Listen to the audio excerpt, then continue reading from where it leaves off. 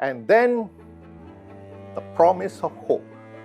Pakatan comes to power. And then we see again, after just 2 years feuding within Pakatan, subsequently the fall of Pakatan and the return of UMNO. One way or the other, whichever way you look at it, for all the governments that we have had since 2018, all the prime ministers that we have been from UMNO, even till today. But this time we have a problem. Because before we could depend on the opposition and take matters to the opposition and they would speak out in parliament. But when the opposition becomes part of government, they become part of the system. They take on board the system and they deploy the system. Without further ado, I would like to begin with an opening remarks from the CEO of C4 Center, Mr. Pushpan Murugiah. So here's a short introduction of Pushpan first. Pushpan is an accomplished individual with a diverse background. He holds a Master's of Business Administration and is a law graduate from the University of London. Over the past 20 years, he has gained extensive experience in the corporate sector, working in various roles within banking and investment companies. His areas of expertise include compliance, good governance, operational management, human resource management, corporate management, and corporate consultancy. He has also written about corruption and has been involved in research papers on topics such as mutual legal assistance, asset recovery, and economic policy corruption, including the Private Finance Initiative. Additionally, he was a founding member of the Committee for C4 Center. Welcoming to the stage, Mr. Pushpan. Good morning, everybody. Sorry, it's a bit of a mess for me today. My car broke down, and I can't find my wallet, and it's not working properly, this one as well. And it's a bad idea to wake up your wife in the morning to ask her to send you to the place. Okay, it's a really bad idea. Okay, a warm welcome to the members of the Diplomatic Corps. We have our chairman here, also our founding director, as well as YB Wong, and also a member of panelists as well, and business leaders and friends, also member from media as well. So if I'm a little bit jittery or not clear, excuse me a little bit, okay? So I'm not too sure whether some of you do know what C4 does. So what I'm going to do is explain a little bit about C4 and the context of today's event. Now, I think it's getting a little bit difficult. Can I do this? Easier for me? Okay. So, C4 is not the bomb or Jatan, the bomb. C4, the Center, the Combat Corruption and Cronyism. So, we have been established since 2014. Where's Arif? 2014. So, we were actually initially an activist outfit trying to look at corruption, trying to expose corruption, and trying to call out public officials. So that was our DNA from the beginning itself. Now, going along after the change of government in 2018, we kind of shift a little bit in terms of the work that we do, and the last 2 years, it was more prominent. We are now kind of think tankish, if there's such a word, because we do look at policy issues, we look at trying to effect changes in the long run, and our DNA remains the same, but we are now diversified into a little bit more different thematic areas. For example, we are looking into environmental governance. We look into issues of carbon markets, CCUS, plastic waste. And our main issues, for example, things like institutional reforms, legal reforms continue to be our driving issues as well. So that diversification has allowed us to intersect with many different areas of business, communities, thematic areas where we try to look at corruption on those spaces as well. And there are many places we want to go as well. For example, sports. You know, we have a lot of corruption there, but we don't have the manpower and resources to go into those areas. But you can see where corruption is actually now across the board, everywhere, and we need support from everybody, including the business community, to help us try to unveil how those things actually happen. Now, that is where C4 comes from. C4 also now plays a role on the regional space. We have been now looking at how do we get members of CSOs around the region and trying to also come up with platforms or agendas to push for regional changes in terms of anti-corruption initiatives. So we are part of a coalition called the Southeast Asian Anti-Corruption Network, which we have quite a number of members from ASEAN. And there are 4 thematic areas that we closely work on, which is basically whistleblower protection, public procurement issues, open data, and also business and corruption issues. So we are working in a wide area of space, wide area of regional activities as well. And we do hope that we can get more players or more actors to be on board in looking at corruption issues that are particular in their own regions. Now, this comes to the issue of the book. I think I would like to claim a little bit of credit on the sense from C4 that actually the book, C4 helped Prof to come with some of the data and some of the research as well. But I'm particularly proud or interested or like the part of the last chapter, which hopefully you guys will buy the book. I do hope you will buy the book. How many have bought the book? Thank you so much. I see many others have not bought the book yet. Hopefully you buy. So there's a chapter at the end down there that looks at a matrix that basically it shows the different manifestations of corruption and also the gaps in terms of laws that regulate those particular manifestations. Now, why I say it's important, because even UNCAC, UNODC does not define corruption specifically. Each country has got its own phenomenon in how they look at corruption or how it manifests itself. Malaysia is unique. We have a very sophisticated way of looking at corruption and employing corrupt activities. So the book will kind of share some examples of how that's been done, but I do want to say one thing now. The creativity and the sophistication and how we conduct our corrupt activities, we have to respect that. Okay?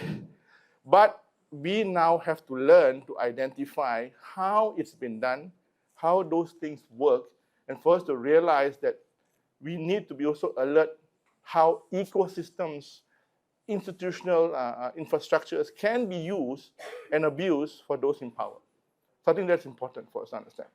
Now, moving forward, I hope YB will share a little bit about the challenges that the government is facing in trying to push for reforms. Where we hear a lot of rhetorics, a lot of, yes, changes, anti-corruption, but then very little that we see visible that actually affects or disrupts the whole ecosystem for corruption. So I hope you can share some challenges, and maybe by sharing those challenges, CSOs, business community can support and see to find ways to actually support you and drive those reforms as well. And finally, the business communities. I think it's really important we get you on board. We understand how you go through, because it's not easy for your private sector now to actually move forward, because you have so many pressures all over the place. International pressures from tariffs from US. Now you have got GLCs playing a larger prominent role as well. Then for you to be part of the economic pie, you actually have to sometimes bribe your way through to get contracts. So I mean, it's a situation where it's difficult for your industry to actually move forward.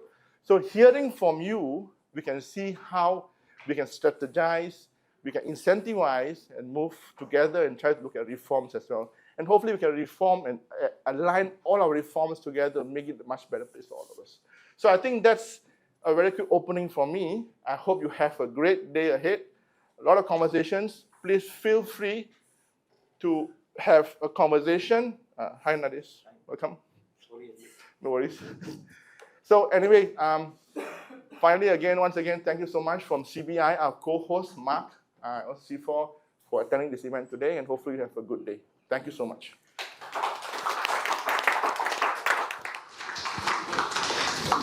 Thank you, Mr. Pushpan, for those wonderful words of welcome.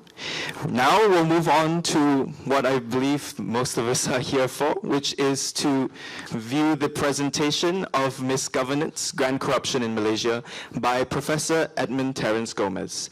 Edmund Terence Gomez is the Professor Emeritus at University of Malaya. He specializes in government market relations. He has held appointments at the University of Leeds in England and Murdoch University in Australia, and served as visiting professor at Kobe University in Japan. Between 2005 and 2008, he served as research coordinator at the United Nations Research Institute for Social Development in Geneva. His publications include The Politics of Resource Extraction, Indigenous Peoples, Multinational Corporations and the State, and Misgovernance, Grand Corruption in Malaysia, which we are all here today to witness his presentation on. So again, let's welcome to the stage Professor Edmund Terence Gomez.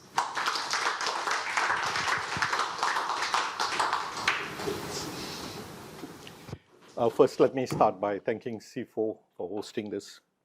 This is indeed an auspicious event because for the first time, we have in this room representatives from the business community. I'd like to thank MICCI for proposing that we have this joint launch together. We also have in this room lawyers, academics, NGO representatives. I heard MICCI is also here. This is very good. This is very good. So we have representatives from government, we have people from business, they're all here. Now, the thing I want to do today is I'm just going to talk about the book, and then I'm going to invite Wong Chen to come, because the last representative here from Parliament, no less, is Wong Chen. So we even have in this room parliamentary representative. Now, before I start, I have to say, this book was written within a period of about 1 year. There is no way this book could have been written if not for the help and the input, enormous input from the research team from C4. If you go through the book, you will see at the end of the book an appendix with 40 years of different types of corruption. It was a table prepared by this team. Unfortunately, the two most important people, both interns who helped build the table, they are not here with us today. You will find 3 case studies. The case studies was predominantly done by the research team. Unfortunately, again, only one person of the 3 who prepared those case studies is here, and that's Nabila. And I really want to acknowledge Nabila for her great work. You will find at the end of the book, there's an appendix written on the legal aspects. I'm not a lawyer by training. I will not go there. But I'm glad that the team in C4 had lawyers, people who were trained as lawyers, who contributed a lot to the discussion about the legal aspects of the book, and even had an appendix discussing the reforms that should take place. And the people are here. Arif, where are you, Arif? Arif, Prashant, and Brian. And I must say, this is a remarkable group of researchers. I am saying this today also because the focus of this book is what's happening at the top. Today's meeting is important because we have here at this forum representatives from small and medium scale enterprises, and corruption at that level has not been researched enough. And I'm hoping that the representatives from the small and medium scale enterprise, the different groups, will work with us. And I can assure you, and I speak on behalf of C4 when I say this, we will help you publicize the types of corruption that are going on the ground. That's my opening remarks. I had to say this because, like I said, this book could not have been written in 1 year had it not been for this group of people. I also want to say it's been written in a very accessible style. I'm an academic by training, but I didn't write this book like an academic. If you read the book, it's easy to read. It's more journalistic in its style of writing. And we kept the book slim. We kept the book slim because we wanted people to read it. Yes, we wanted people to read it. I'm also happy to say that we got an international publisher, so this book is getting recognition abroad. And I think this is important for C4, as Pushpan just told us, we are now going regional too in the types of research we are doing. So those are my opening remarks. Let me start. Can we have the first slide, please? I have only 20 minutes, so I'll be fast. Now here, what I'm going to do, I'm not going to read all this, but here, I want you all to look at the slides. The slides speak for themselves. The first thing here that I want to mention is this. What is the focus of this book? We know about the GLC ecosystem. We know there's corruption there. But what this book tries to bring about, the new concept that we are bringing here, is what we call the political GLC complex. Look, it's very clear. The GLC ecosystem is complex, it's a shadow economy, it's very difficult to understand, and most people tune off. Most people even ask, why do we even bother? I've spoken to people in businesses, they're just not interested. But the fact of the matter is, this complex is controlled by politicians, and this is an enormous economy in its own right. And corruption is pervasive in this complex. And it is having serious implications on the ground, on small and medium scale enterprises too. And they're not aware of the extent to which this is affecting them. The second point, and this point has been raised by Joe also, the definition of corruption. Today there's a big debate about the definition of corruption. Even the Minister for Law has been speaking about it. The definition of corruption. The UNODC does not even define corruption. And if you look at corruption, the ways the forms that it takes is just stupendous. So to write a book on corruption, what we have done is we just focused on one thing. If we are going to talk about the political GLC complex, we will just focus on corruption at the top. That means we are talking about grand corruption. And here you see, even when we talk about grand corruption, as you can see from this slide, there are numerous definitions or understandings of corruption, grand corruption, just grand corruption. And here are the definitions which I felt which are most important that I want you all to note. As you can see, the transnational dimension, the huge volume of money involved, the fact that it is related to policies. Policies matter. Policies can be created by politicians so that they can use this political GLC complex to serve their political and economic interests. And that's captured in these definitions. Can we go to the next slide? I'm sorry, I have only 20 minutes. I've been told by the organizers to keep it brief.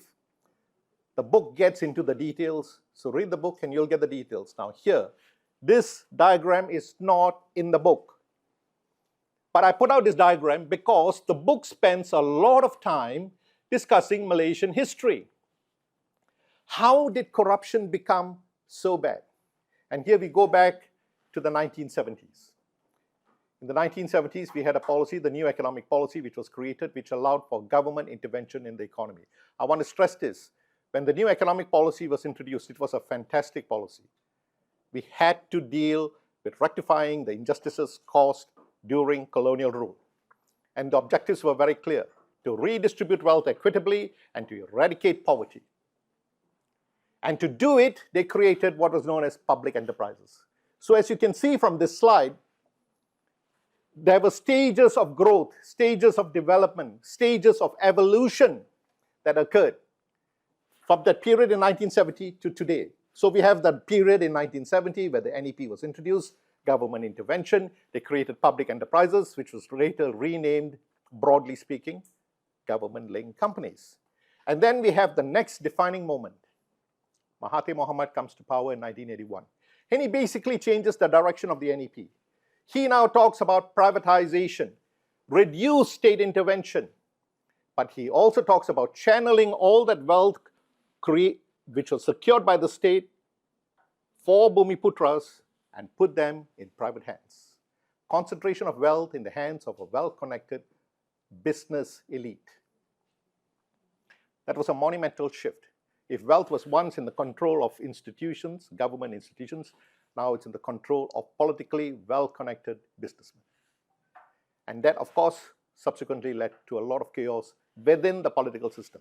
So here already you can see how policies are being created to capture control of the wealth within the state and put in the hands of elites, political elites, to further empower themselves. And from here we have the next big problem: money politics, the financing of politics. Now, interestingly enough, by 1997, if you look at the data will indicate among the top 10, top 20 firms, there were Bumiputras. There were very prominent Bumiputras among the top 10, top 20. Many people said this was a success story. Mahathir had done it. He had created a group of Bumiputra capitalists. In 1997, when everything fell apart, we saw how shallow that group was. They did not grow from the ground organically. They grew merely by transfer of wealth into their hands. And to do that, they needed the banks. And the banks gave them the loans to buy these assets. And when the financial crisis hit, the entire system collapsed. So the next defining moment, the bailouts. And then we create now all these assets which were in private hands are back in the hands of the state. And now we have a political GLC complex, in the sense that the politicians still regain control of all that wealth, put it in the hands of the government, but they control the government. And during that period, important changes occurred. And that was the transfer of political power. Checks and balances were reduced, and power was concentrated in the hands of the Prime Minister himself. You saw what happened to the judiciary. You saw what happened to the media. You saw what happened to other regulatory bodies, the MICCI, the Securities Commission. Basically, everything was put under the control of the Prime Minister or the Finance Minister. And so Mahathir decided, since the Finance Minister also controls certain things, certain important institutions, I will also become Finance Minister. So the Prime Minister then becomes Finance Minister. Unprecedented, should not have occurred. But he did it. Now I'm raising this point simply because I want to stress the volume of concentration of power in the office of the Prime Minister himself. This is important in the context of the making of the political GLC complex. There already I've got a sign saying 10 minutes. There you are. And I've just started. I can't get into this, but the point is, the entire system collapses in 2018. Corruption had reached a level where it had become, as you can see here, transnational. We have different types of corruption: political capitalism, crony capitalism. It captures bureaucratic capitalism. These types of different capitalisms capture the different types of corruption that were occurring. It was now stupendous. The ways in which corruption was working within the state was stupendous. In 2018, the whole thing collapses because Najib goes transnational, takes money out, makes Malaysia a kleptocratic state. First time ever in our history we are known as a kleptocratic state. Money is now even taken out of the country and put abroad in safe havens, tax havens. It's just not sustainable. And then the promise of hope, of change. Pakatan comes to power. And then we see again, after just 2 years feuding within the Pakatan, subsequently the fall of Pakatan and the return of UMNO. One way or the other, whichever way you look at it, for all the governments that we have had since 2018, 5 of them, all the prime ministers that we have been from UMNO, even till today.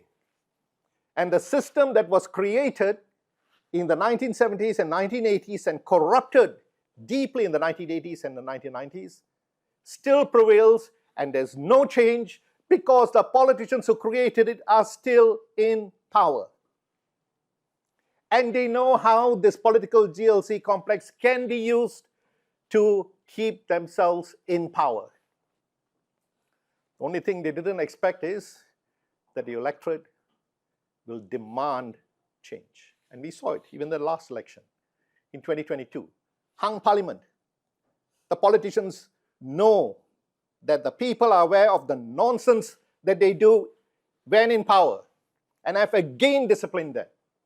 But this time we have a problem. Because before we could depend on the opposition and take matters to the opposition and they would speak out in Parliament. But when the opposition becomes part of government, they become part of the system. They take on board the system and they deploy the system. And the system is bad also because it also prevails at the state level. Every state government has a GLC ecosystem. And opposition parties, or from both sides of the floor, are in control of state governments. So nobody No politician wants to change this political GLC complex. It's a storehouse of money. And it's all off budget. And nobody knows anything about it. So how do I simplify this? Can we go to the next slide, please? Here in this slide, we use this pyramid system. This pyramid system, look at how, here basically, it's a simplified version, but it captures how this system looks like. And the most important thing, as you can see here, is who is at the top of the pyramid. The ministers. Specifically, the Prime Minister, the Finance Minister, the Minister of Rural Development, which controls the rural constituencies, Minister of Defense. These are the key ministries where you will see the most corruption. And who are the ministers in these important portfolios? These portfolios have always been controlled by UMNO leaders, senior UMNO leaders. The trend remains. And below them, here's the thing. Pay attention to level 2. When we say GLCs, what exactly are we talking about? There's so many different types of government bodies. We have statutory bodies, we have the GLICs, the government-linked investment companies, which are very powerful. Here we are talking about PNB, Khazanah, LTAT, KWAP, Tabung Haji, EPF. Yes, EPF, always abused. Pension funds, investment funds. Still, till today, I would argue they are being abused to fund so-called development. But what kind of development? Then we have the statutory bodies. And the government likes to claim, we only make politicians directors of statutory bodies. But that's where you find the most corruption, abuse of power. I have to move on, I'm sorry, but you've read the slide. Let's go on to the next one. The book here is just a sample. If you look at the book, we've got about 80 cases of corruption. Now, I told you there's so many types of corruption, right? We can't put everything in the book. So we focus only on one type of corruption, the corruption linking politics and business, politics and GLCs. And even then, we had 80. And let me tell you, we dropped out another 20 because by our definition, we felt, okay, we can't. We had to leave it out. So we left out quite a lot. We wanted to quantify the volume, the cost, and we realized we couldn't.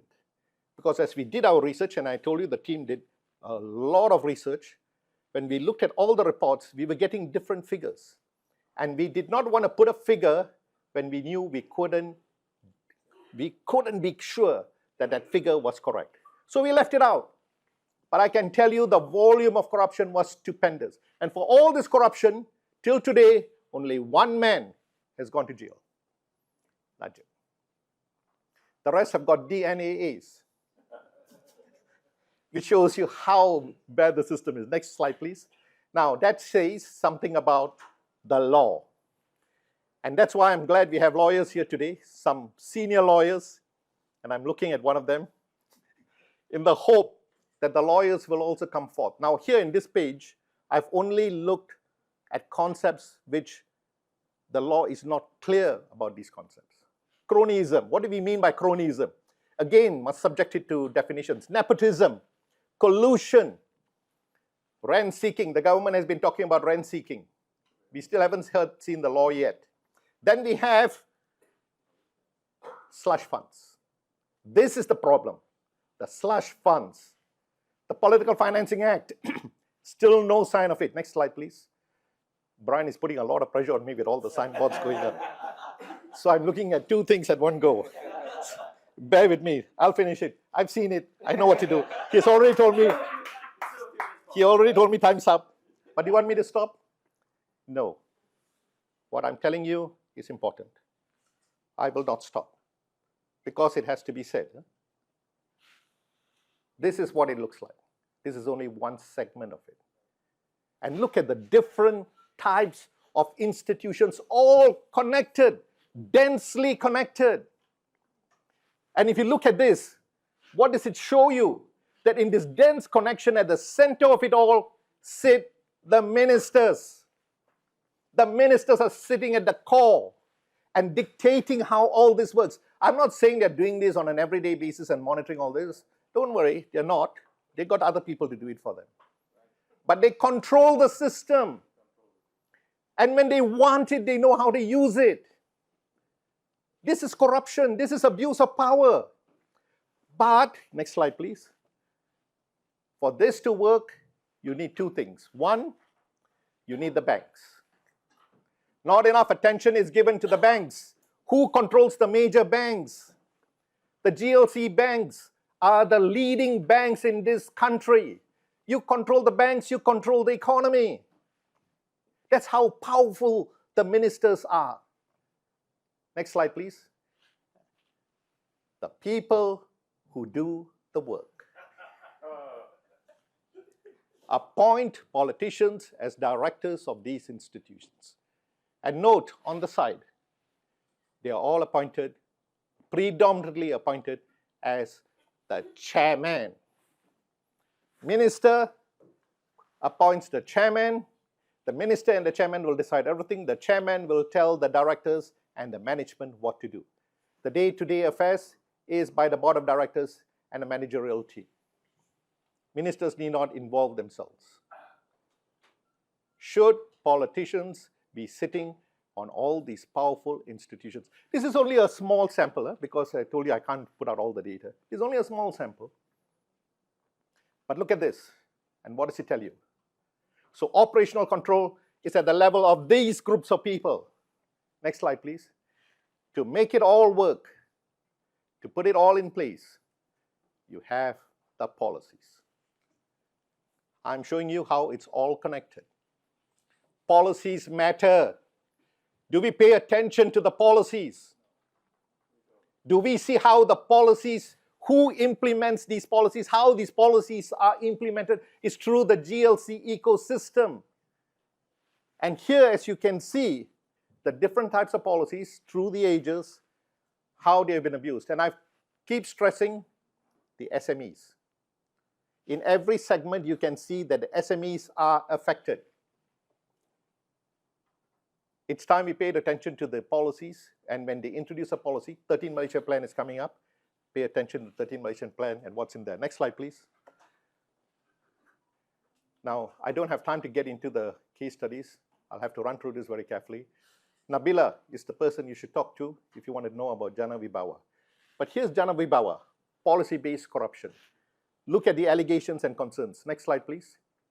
Here you can see. See how complex it is. See how interlocked everything is.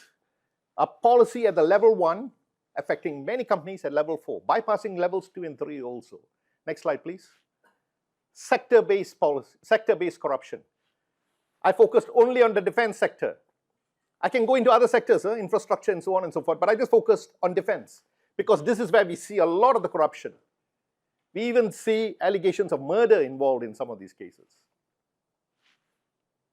Here's the slide that shows you how it's all connected. Here you see all levels of the pyramid that I just showed you, how they all interconnected. Next slide, please.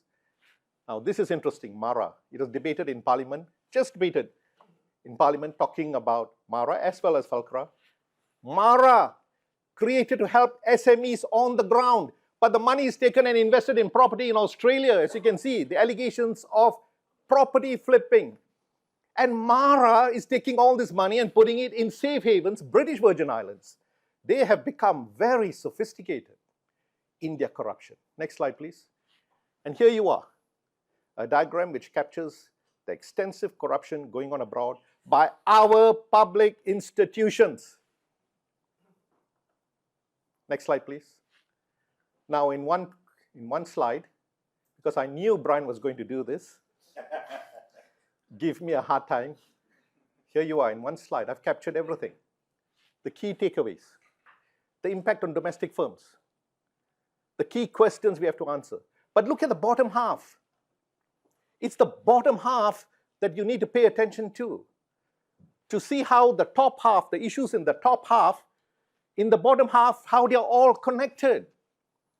Capture of the state, bad policies, how it impacts on different types of companies, including the SMEs, the GLCs, the foreign firms, and finally, the financing of politics, what's going on within the political system. The last slide, please. I want to end on this note. I left this to the last. This is what we are most concerned about. For all this to work, you must control the regulatory institutions. You must control the AG, the MACC, the Securities Commission, Bank Negara. And this captures how the ministers know less. Not only do they control the economic system, the political system, they also control the regulatory bodies and the oversight bodies. How are we going to challenge this system when the politicians have no political will to break this complex? That's the task before us, and that's why I hope the research that we have started with C4 will not end here. This is only the beginning. And I hope to get your support in business, in law, even the MACC, and the other NGOs, and the academics. Come together, because it's now left to us in civil society to break the system. Thank you.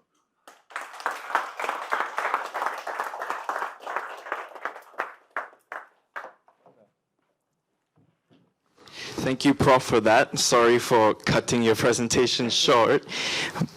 But now we move on to the next part of today's event, which is a presentation by YB Wong Chen.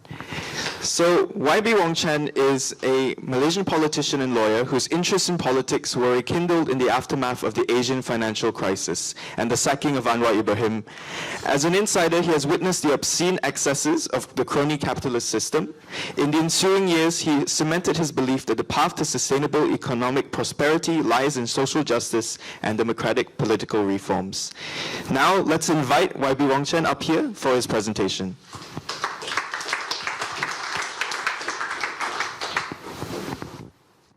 Thank you very much. I don't have a presentation, so I'll just speak. I'm here because of Terence. Terence has been an old friend. Remember as a student, this must be in the 80s. I read his book, Malaysia's Political Economy. I mean, that was really an eye-opener. He co-shared with Jomo, right? Yeah. So many years later, when I go into politics, we bumped into each other. He comes to my house sometimes. Sometimes we go and talk, have secret meetings, discuss issues. But look, about corruption, I think we need half a day. And I know there's a lot of pressure for me to speak in 20 minutes. We'll probably, I'll try my best to summarize many things. I've been told to talk about the challenges for reform. But the very first thing we need to understand, what are the reforms we really need to fight corruption in Malaysia? To me, it's very simple. Every policy requires a carrot and stick approach, right? So the carrot has to be better pay for MPs, please. Yeah, it has to be. We are underpaid.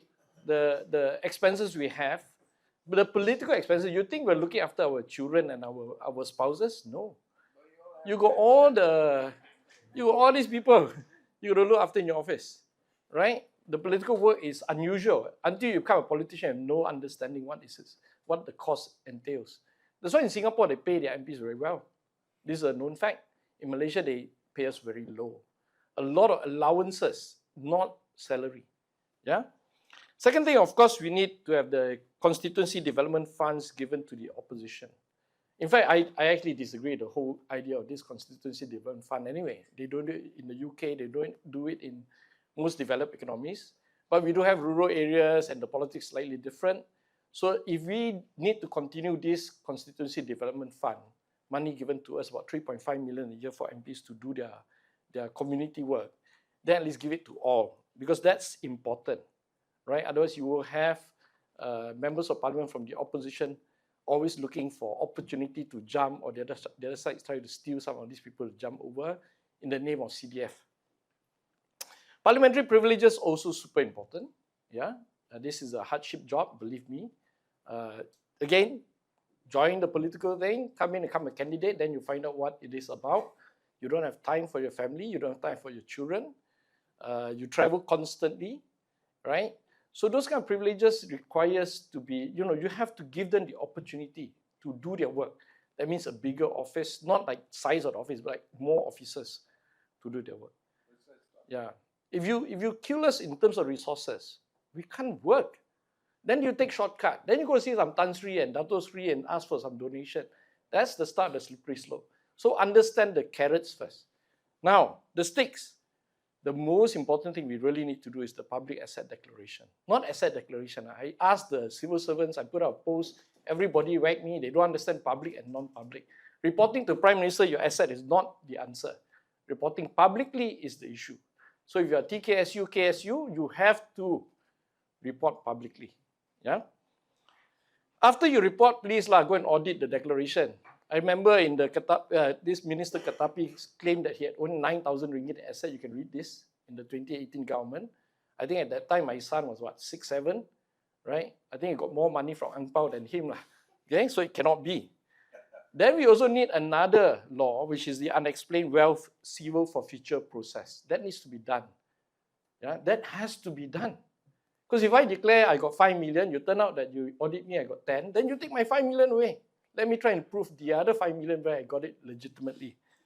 You do this, you're seeing a start of major curtailment of corruption practices in Malaysia. Then, of course, we need political finance reform. I chair that committee. Terence is inside. We need to do that because that's corruption at the party level, not at the personal MP level, right? We need media independence as usual. Otherwise, who's going to whistleblow? We need to protect actual whistleblowers. We need MICCI to be independent. There must be oversight by Parliament at least, right? Parliamentarians need to choose the MICCI boss, at least vet through, which is what we did in 2018. Hasn't been done yet. And then overall parliamentary oversight through all the select committees that we have. So that if there's a contract from the Ministry of JKR, whatever, then at least the committee can come in and see, is it legitimate, not legitimate, is it fair, not fair, right? That's the basic reforms that we have to pursue, at least some of these these are the big ones, right? So carrot and stick. Give us the carrot so that we can perform honorably, make our life more comfortable to do our job, give us resources to do our work, then at the same time punish us when we cross the line. So if someone wants to give me a Brompton bike like the Singaporean fellow, I have to go to jail for 1 year, right? That's what we see. And we don't have to go to Japan, to Norway, just go to Singapore and see how they do it. I think that's the valuable lesson. A lot of people, the public always, every time I talk about raising more money for MPs, they say, hey, tak cukup. Tak cukup. That's the reality. Tak cukup. Yeah? So understand. And what is enough? I think roughly about 50,000 ringgit a month is just enough. Because you have to spend 20, 30,000 on your family to have a good upper middle class life, like an honorable member of parliament, like lawyers here. I know, I used to make a lot more as a lawyer, right? But you need about 30,000 to operate, to send your machai to Alo Star, because the cabang asks you to be there, right? You got to go to Sarike. All these places, you need that money to operate as a politician. To deny this, to ignore this is to pretend it doesn't exist. You're doing a disfavor to us and the nation. Okay, part 2. So those are the reforms we need. Why can't these reforms be carried out? It's quite simple. This is a coalition government, right? We have Barisan Nasional in there. We have, parties from Sabah, Sarawak. They don't have a reform agenda, at least not openly saying that they wanted to reform. It's not in their manifesto. But they represent about 40% of the government. 60% is Pakatan Harapan, right? So we need to discuss with them and we need to show them that we got to negotiate what reforms need to be done. But the very least is the Pakatan Harapan MPs who are in power today, they have to show an attempt to reform. An attempt to convince their partners that some of these reforms are actually good for the nation. Yeah? So that is the real reason why it cannot move. I don't know the cabinet level, but at least from the legislator level, we are more pro for reform. That's because we're not in government, right? We are constantly having lunches with BN people, and they understand because they're not in power. Yeah, they also know they need to reform.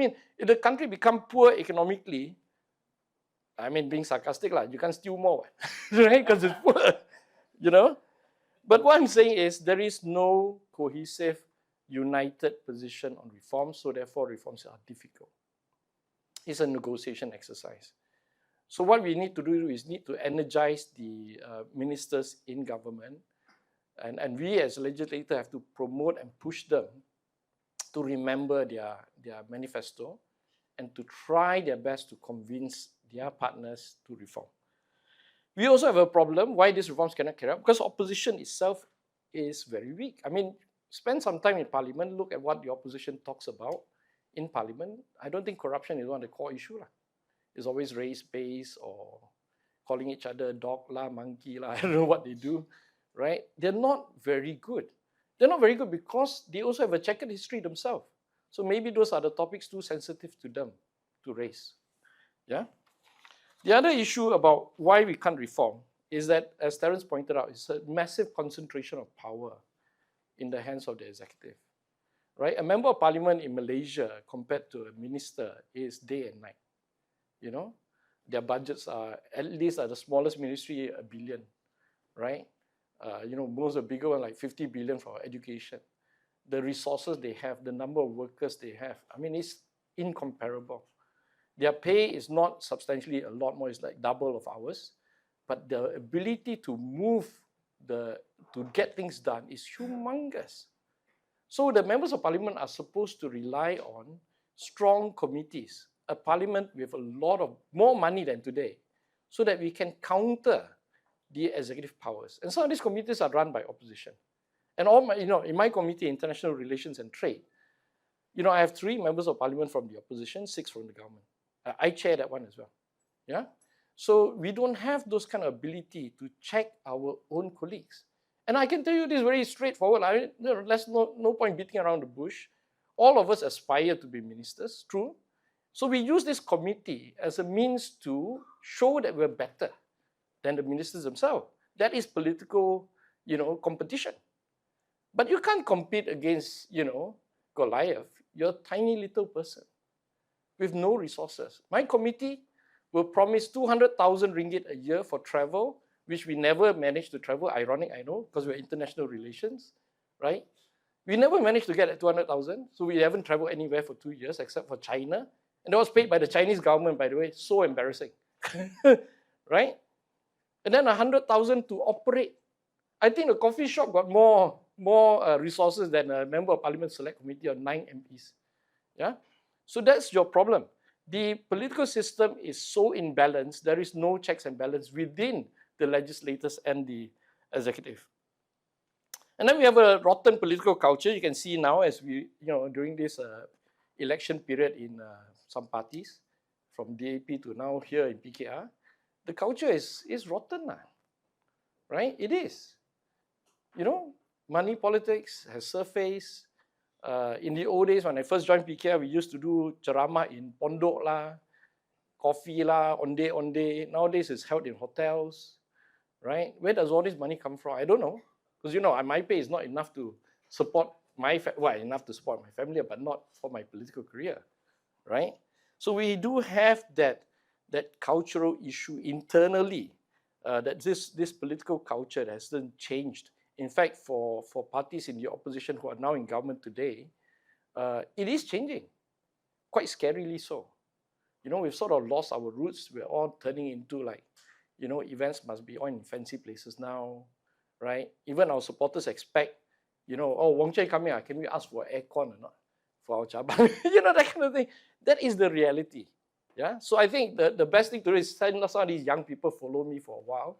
Then you can see what is our real expenses as members of parliament. Okay. Another issue is a civil service collusion and resistance to change. There is a new phenomenon where the government keeps changing, new prime ministers come in. Civil servants feel, some of these civil servants, the senior ones feel that I don't have to do anything. Yeah, because they're there only for 6 months, 1 year, 2 years. We just jam here, nothing moves. We know this because political financing, you know, financing act. I have, how many meetings I've had with the government representative lawyers, you know. I raise the issues, 3 months later we come back, oh, don't understand what is public funding. Again, we raise the issues 3 more months later. So are they doing that because they're just resistant to change, too much work, don't want to change? Or are they taking instructions from minister? I don't know. I don't want to speculate, right? So we do have that problem. But lastly, at a theoretical level, Malaysia is still captured by this deep belief in developmentalist economics. You know, that we need to find a few champions, push them up, create our own zaibatsus lah, chaebols lah, whatever, and that will lead the nation forward. I mean, we have to stop thinking like that, seriously, right? We're going to look at more, I suppose, probably the Nordic model, more diversity. That's why it's good to see all the SMEs are here, because you should be the one pushing the agenda, not 10 tycoons in Malaysia running the country. Yeah, because that nexus between the tycoons and the politicians will always be there. As you can see, I was really quite shocked. Some very, very famous, I don't want to name names, exposed us, or at least told us, oh, I was actually friends with the Pakatan group for 25 years. You all don't know any. Okay? I mean, this kind of thing is happening.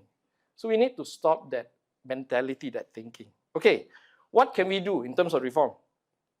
I think what you can do is you have to understand first, Madani government is a coalition government. So don't expect too much, please. Yeah? You can push, but we need to negotiate internally. At least the executive need to negotiate. Members of parliament, you should approach us to ask us to push so that we can push the executive. But executive got different concerns, right? They have to run the country. Corruption is an agenda that the Prime Minister wants to tackle, seriously. But he's got other concerns, tariff issues all coming out, foreign policy. So, continue to push the MPs so the MPs can try to send back the message to the government. But we can start by doing this, and the NGOs should do it in particular, which is to go and scour through the entire 2.5 years or 2 years and a bit of the Madani government and see what have they talked about, what have they promised, not in the manifesto, mind you, in the actual government itself. So, I think 1.5 years ago, Kula stood up and said in Parliament that we are going to put a new asset declaration, better than Mahathir's version in Pakatan Harapan in 2018. So go and read up that thing, yeah, and hold them accountable to that. Keep pursuing that. And it's not, it's their own policy. They announced it, not me. Right? Not me demanding it. So where is it after 1.5 years? Mana? So keep pushing for those. MICCI made really grand thing. I don't know. We lost like a few 100 billion. I did the maths last time, a few months ago. It's like 50 billion a year, 50 to 55 billion a year losses from corruption. So MICCI recognizes we have a major problem. Good. That's at least good. Acknowledging a problem is the start of solving a problem. But then what's the follow-up? Then ask them. Pursue this matter. Whatever the government issues, use it to ask them further for clarity and for promotion or to promote and resolve these issues that they raise. Political financing, from time to time, we raise this issue. The minister says that she's going to do it. Keep on track. Keep pursuing that issue, right? Parliamentary Services Act, after so long we fought, finally they passed it to us. But those who are academically inclined can read it. It's not a great insight. It's quite hollow. So we leave it to the development of the processes, and the substance are open. So members of parliament like myself and a few others are quite concerned about, this kind of issue. So we will do internally. Basically, we are rewriting the SOP because it's so empty and vague. So we have to go in there and start the culture of Parliamentary Services Act, starting with money first. Not having enough resources to do our job is the big problem. As I say, Constituency Development Fund, yeah, get that done. Whether you need an MOU or not, they force us to sign an MOU, the Ismail Sabri government. I actually negotiated most of the MOU with them, right? And then we signed it and we got our funds. But at least that stopped anti-hopping, and that gives us the leeway to focus more on our job rather than worrying about our constituents not having money to survive politically. And that's basically it. I think there are a few issues. I much prefer sitting down and then just answering questions. But I think the core issue is still to go back to the issue about the asset declaration first and foremost, because that's the one the government has promised us. So keep pushing that one, and we should be able to find that corruption will dramatically, will drop by quite a big number. I think so. I do have a few more minutes, right? So let me address the DFI issue. It's nice to see my name on stage. Look, I'll be very frank. I didn't ask for this appointment. I received a letter and I was told to go to office. So you go to office. And I was, I've been there for 2 years and I just got renewed for another 2-year term. I must say that in the outside, we don't understand what's really going on. Yeah, we have a perception of what things going wrong. In MDV, since I've been in there, I made it very clear on the first day, I don't make executive decisions. I don't want to sit in the board that awards loans to people. This is not a grant. Huh? The MDV is a loan company. And loan is 9%. It's a mini Along. Okay? So you can't come and ask for a loan unless you have a really solid proposal. Because the banks reject you at 6%, you come to MDV. MDV's mandate is very simple. We are supposed to pursue anything that is involving technology and science so that we can develop our infrastructure. So we give this loan, and this loan by nature needs to be repaid back at 9%. So it has to be, there's going to be some failure for sure. It's risky, right? So my job as a chairman is very clear. I went in there and said, look, I used to be a corporate lawyer, so I know what my limits are. I'm non-executive. Don't ask me whether I can approve or not approve. Yeah? I'm just going to sit there and lay the governance structure. Yeah? We have our meetings. We have our broad policy direction. What kind of area we want to go in? Like today, we're talking about, of course, things like, data centers are the hot thing, AI. Do we want to go into AI? How much are we going to allocate? We give about 600 million to 1 billion loans a year. Are these the sectors we want to do? Or are we going to go back to more basic? So those are the things that we do as the board of directors. Then there are, of course, the remuneration committee. I don't sit in those. I only sit in the board itself as chairman. So you can take an appointment, but it's really up to you what you do with the appointment. Yeah? It's not true. I never spoken to the minister in charge, which is Lee Kang, ever, on any MDV matter, right? I just do my own thing. They don't like, don't renew. Move on, right? But I must say, now I have a big car, because my previous chairman bought a car beyond his limit, right? So I inherited his car. But I inherited 90,000 kilometers, man, gone. Okay? I don't know what he did with his car, but I drove around a lot. Yeah? I have a driver, which is super important to me, the amount of events I do, right? And that's about it. I get another 9,000 ringgit of pay. That's useful. It keeps you better, at least more comfortable, right? So I don't regret joining a DFI or, even though I didn't ask for it. But it's really, eventually, it really boils down to you yourself in that position. What do you want to do? Yeah? But keep on the good, Terence. There are a lot of, I can't comment too much, but, there are a lot of problems in the GLC area, as we know, right? Okay, on that note, thank you so much. I'll be very happy to answer questions. Thank you.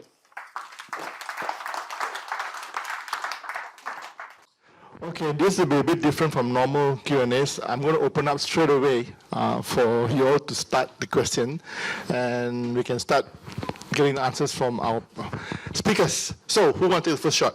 There we go. Thank you. Both are friends. I just want to declare I'm friends with both Wong, Chen and Terence. Let me introduce myself. My name is John, KJ John, and for those who think I'm familiar, that's because I stood last election and lost my deposit. I stood as an independent, okay. But let me talk about today's subject and the topic. I started work with Tun Razak. Yes, you heard it right. And my office was here. This building has taken over our office across the road, not this one, but the ABC building. Second, I started in a unit called Implementation, Coordination, and Development Administration Unit. Clifford Herbert was my boss there. I retired from MIMOS. I was seconded to MIMOS. I retired in 2005. There I did work as a National IT Council Executive Director. It's all in the history. You can check it out. But the more important point I want to make is went to Parliament, actual Parliament, your Parliament. okay, on February 12, 2006, and gave 20 pages of complaints, written, typed out complaints, because Patla had set up the Special Parliamentary Committee on Integrity. Okay? Up to today, the 20 pages, nobody made anything out of it. And today, of course, Terence's story is just describing all the things that happened. I already said that in my report, but I don't know why the report never got anywhere. That Parliamentary Special Committee never came out with a report. In between, the person resigned, the minister resigned, Bernard Dompok. They put a deputy and no report came out. So my question is today is this. Thank you. I saw the slide. Palla was the best PM we had, although he was from UMNO as well. Okay? He was the best. He was a P3 officer like me, retired P3 officer. I knew him before he joined the politics. But as I heard on the podcast today, between Leon and his father, Idris Jala, they had a podcast on the subject of, and they were interviewing Tan Sri Azman Mokhtar. Fantastic interview, seriously, because Tan Sri Azman Mokhtar has implied that how this, what and shape this corruption takes place. And he used full-fledged MBA technology to explain. So the question is, it's not that we don't know. These people are all alive. I mean, I'm talking about all the people I mentioned, except Tun Razak, of course, or Clifford Herbert, who's gone. They're all alive, and we can dig. So why is there no political will to find out? Is it also enshrined in this Damno? I call it Damno. Okay. Okay, in the Damno psychology and philosophy. Thank you. Okay. Can I take another two more? You got that question? Anybody else? One. Do you need to stand up? No, it's okay. Just introduce yourself. Okay, hi, morning. I'm Hidayah from MDAC, which is a government agency under the Ministry of Digital. So I have a question for YB, fellow members for GLC and government agency, because currently we are debating at our organization for us to develop conflict of interest policy, especially for the board members. Is whether if the board members have conflict of interest with the applicants of grant and whatsoever, whether we abstain from voting, abstain from involving in decision-making process, or totally reject the applicant. So yeah, that's maybe you can share your input. Thank you. Yeah, can I just add a little bit on that? Can we also see why are we not extending conflict of interest issues to members of parliament and politicians as well? Correct. Why do we limit to bureaucrats? Okay. Yeah. One more.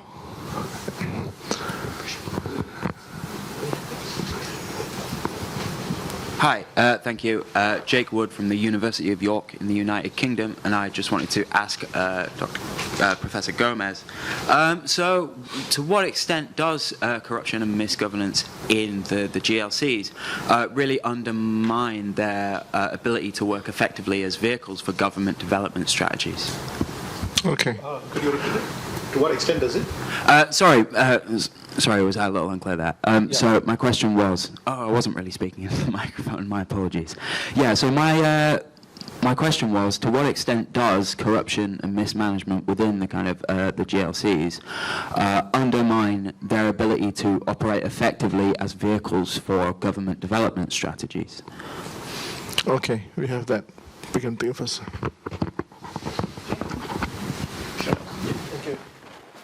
Okay, John, yeah, political will, I mean, you know, this one cannot answer. What can I say? I really don't know. I mean, I think it's a cultural thing. I really think that my generation, who are in our 50s, who joined politics with no baggage, we stand a better chance to reform. So it's a matter of time. The one good development about Malaysia is that we keep changing prime ministers and governments, and every one of them charge the other one for corruption. So at one point, it will break, right? Then there was either they all team up and juri together, or they stop jurying altogether. I have a deep feeling and I've been in politics 15 years now, that the MPs of my generation tend to be a bit more professional, have some of our own money, and we're getting poorer. but when we get to the top, when we get the executive posts, I think we will carry out more of the reforms than not. Yeah. So that's the bit of hope that I want to give it to you. Okay. For the lady that asked about disclosure, MDEC, right? MDEC itu grant, betul tak? Grant tak boleh lah. Yeah, grant is free money. If you have a conflict of interest, even though you disclose, I think that's gone a bit too far. Like MDV, we are loan. You know, if you are sitting there and say my brother is applying for loan, it's embarrassing. Number one, it shouldn't even come up.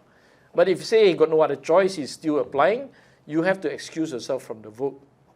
Yeah, if you are a director in charge of the issue on credit, right, the credit department, then you should excuse yourself from it. Yeah, but grant tak boleh. It's just so bad at so many levels. Loan you still have to repay back. Yeah, I don't know. Maybe the lady from Skrine can give a better answer for that. Okay. Now, YB, just the part where, what do you think about having conflict of interest regulations or framework for members of parliament and politicians? Well, members of parliament, I mean, I don't mind. I mean, but we don't actually decide things, you know, right? As it is, we already have this giant thing called a politically exposed person, PEP, on our head. It's a lot of problems, right, for us. So I don't think I mean, I have no issue about putting a conflict of interest provision, but the conflict of interest, I remember this very well, under Mahathir's time, right, under his cabinet, the cabinet minister don't vote lah. But that is, come on please lah. As if your friend won't help you on the tender process, right? So I think tak boleh, definitely tak boleh. Yeah. Thank you, KJ, for this question on political will. That is the fundamental question. Why is there no political will? If you look at the manifesto in the run-up to the 2018 general election, it's one of the best manifestos we have ever seen. And they list there many of the reforms that they said they would do. It's up here on the slides. Many of these reforms could have been done as soon as they came to power. Even they referred to it as low-hanging fruits. Why didn't they? And I will speak, my answer to you will be in response to why no GLC reforms. Mahathir, when in opposition, called this system that I just described a monster. He should know, he created it. Now in opposition, he could see the implications of being in opposition and having to deal with a framework which is flush with money, which was steered into the political arena to win votes. When Mahathir came to power, returned to power, why didn't he reform? Because his party, the Pakatan as a whole, in fact, had very little support in the Malay heartland states. This system, which was created by UMNO to consolidate their support in their primary constituency, the rural areas, which was UMNO's major constituency. So Mahathir and his boys, I've heard it from them personally, people from Bersatu said, we will not reform this until we use this system to go in and garner as much rural Malay support. Once we've got their support, then we will dismantle this. Of course, we all balked. What nonsense is this? You're perpetuating the system. You're abusing the system for your own vested interest. And subsequently, the government fell. And when that government fell, UMNO returned. And UMNO has no desire to reform this system.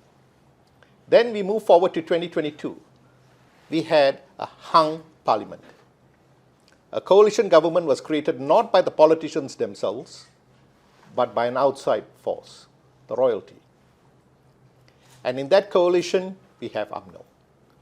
And in this coalition, the current unity government, they have very little rural Malay political support. This system is fundamental to regaining that support because it is flush with funds. And that's why there's no political will. And that's why the volume of money that will be used in the elections will continue to be phenomenal. And that's why the wastage and the leakages will continue to occur. Because all that so-called wastage and leakages are going to this constituency, this black area that they want to make white, to regain that support. The second part, something that Wong referred to in his speech, the political culture, he used the word, is rotten. And here he spoke with reference to elections within the party. And he said the volume of money politics within the party during party elections is now stupendous. From a party which had no money, and when they did their campaigning, it was in the coffee shops, is now having it in the five-star hotels. And he himself said, where is this money coming from? That's an important point. Where is this money coming from? The money has to come from somewhere. And this is what I mean about the corruption of the opposition when they came to power. And now suddenly, with all this money flowing in, they don't want to change the system. This is a system that enriches the politicians. The wealth is concentrated at the top. And once they capture the power, they want that wealth for themselves. That is my argument. And that's why there's no political will. And now the fight is within the party to become president or senior member of the party so you can become minister. When we called for the political financing reforms, which when we started this in 2009, when we called for this, the fundamental change we said was reform party elections. Stop money politics in the party. UMNO politics was huge, had a huge volume of money going around in UMNO politics. That's where the real money politics was. And immediately they said no. When DAP came to power in Penang, we asked for that. They said no to us too. Pakatan, PKR said no to us in Selangor. And it continues on to today. Which brings me to your point, Mr. Wood, on development. How efficient is it? We'll have to define the terms efficiency. What do we mean by efficiency? Look, this system allows them to use public funds to target black constituencies. That money does reach them. There is so-called development. They feel it, because if they don't feel it, they won't vote for the government. That's what's going on here. So if you want to say they are efficient, yes, I would say I've gone down to the ground, I've seen, yes, they're getting the money. And they have to. They'll invest it in areas where they can get their support. But that's not what we are discussing here today. We are discussing here the abuse of a system, and we are talking about equitable distribution of funds to all people who need it, not targeting only the constituencies that matter to the politicians to keep them in power. I'll stop here. I think we have a bigger problem because we have actually a very efficient, in a way, government who knows how to do the stuff, but we have an opposition that is actually very, very, very weak, is unable to do any kind of reforms or activities. So we have 3 more questions to take before we close. Anybody else? One from there.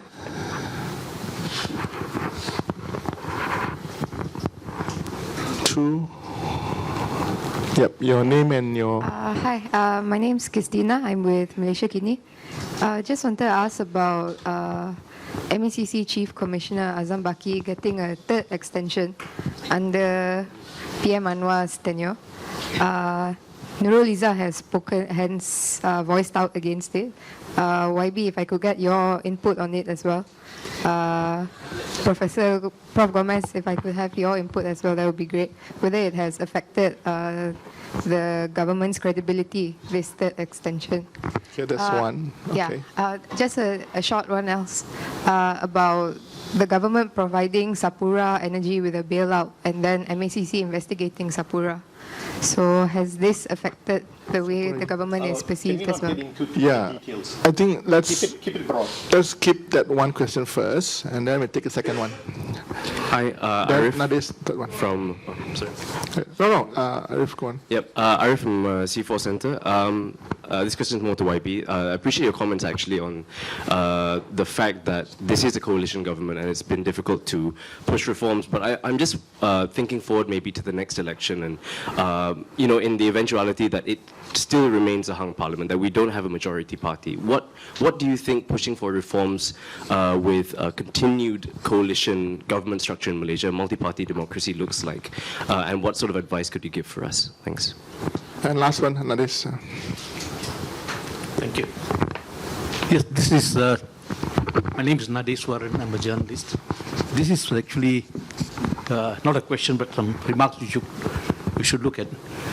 When, in the last time, when the AC Act was amended to be called the MICCI Act, I had the privilege of being invited to Pala for lunch to look at the proposals. Can I hear louder? Can you hear me? Yeah. Yeah. To look at the proposals, I had to go to the MICCI office, take oath of secrecy, and let me cut a long story short. One of the clauses that were contained in that amended version of the new MICCI Act was a clause which said something on the lines that it will be an offense for anyone to possess or lead a lifestyle not proportional to his declared income. It was there.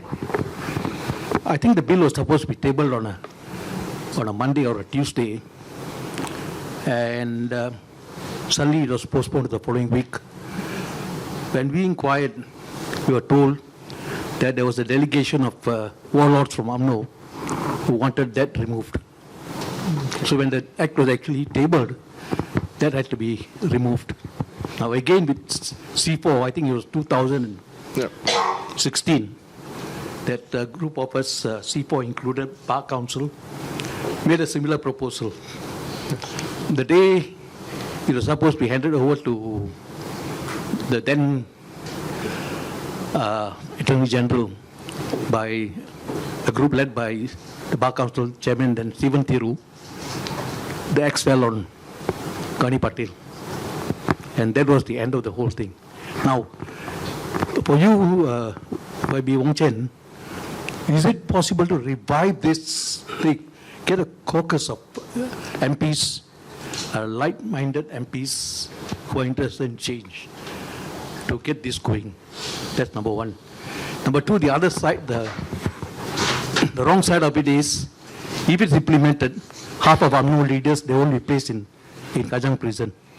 Thank you. Okay. Okay, very quickly to, sorry. Is there more? No? Go ahead. Yeah. Malaysia Kini question. Yeah. Many of us personally don't like the idea of further extension. But I would like just to give you a chance. I mean, we have seen the last 2 years quite a lot of action, a lot of charges people brought to court for corruption.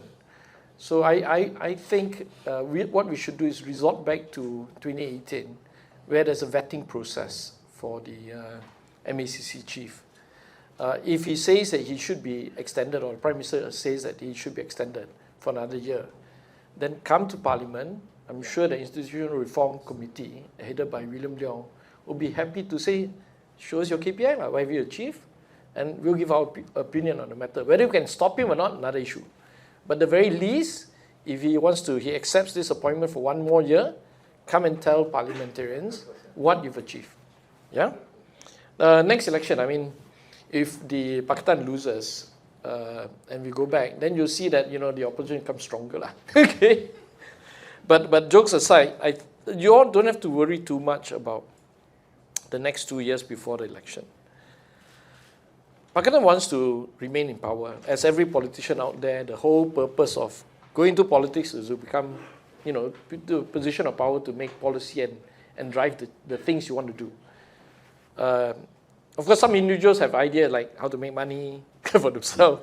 Some actually care about the country and wants to further that. But for Pakatan to be re-elected into power, we have a 2-year window to carry out reforms. Because if we don't get our supporters on board. And Rafizi raised this issue just yesterday or 2 days ago. If like 38% or 40% of Chinese not going to vote because they feel no reforms are coming, they're finished. In the Indian community, like 60%, I think his numbers or something. If they don't come, finish also, right? Is Pakistan making headway with the Malay constituency? Arguable. There are some numbers saying yes, some say no. But for their own political survival, they will have to reform. Unless they're on a suicidal mission, I don't know. Right? This is the heart of the battle currently in PKR's election itself. I don't want to go too much into it because it's not campaigning venue. Okay? But you can imagine the drive is there. But in the event that there's a big coalition government, and that's likely as well, like a Jokowi-style government in the next 3 years, after the election of G16, then where's that drive to change? I'm worried about those kind of structures. Because as you can see, the Jokowi second term saw a regression of many things. So then the NGOs and the CSO need to fight harder in that scenario. Yeah. Lastly, to Nades, forming a caucus, I think it's very difficult to be fair. We do have those institutions already in there. There is an APPGM on fighting corruption, which is headed by Syed Ibrahim. My select committee is just international relations and trade, so but I get invited to all these things. Yeah, the APPGM as well, and political financing. So they already have that structure there. Whether MPs are willing now to stand up and say, I'm for reform, is a big question. Because those in power are looking around and they are marking you and saying, are you critical of government? When our job is to be supportive of government. So there is that political aspect that you don't feel the pressure on, which we feel as members of parliament. Yeah? I'm not giving an excuse, I'm just asking you to empathize with what kind of position we're in. Let me give a simple analogy. I'm a Liverpool supporter, okay? But I play for Man United. In my heart, I want Liverpool to win, right? But you don't expect me to go out the field as a Man United player and score my own goal, please. Yeah?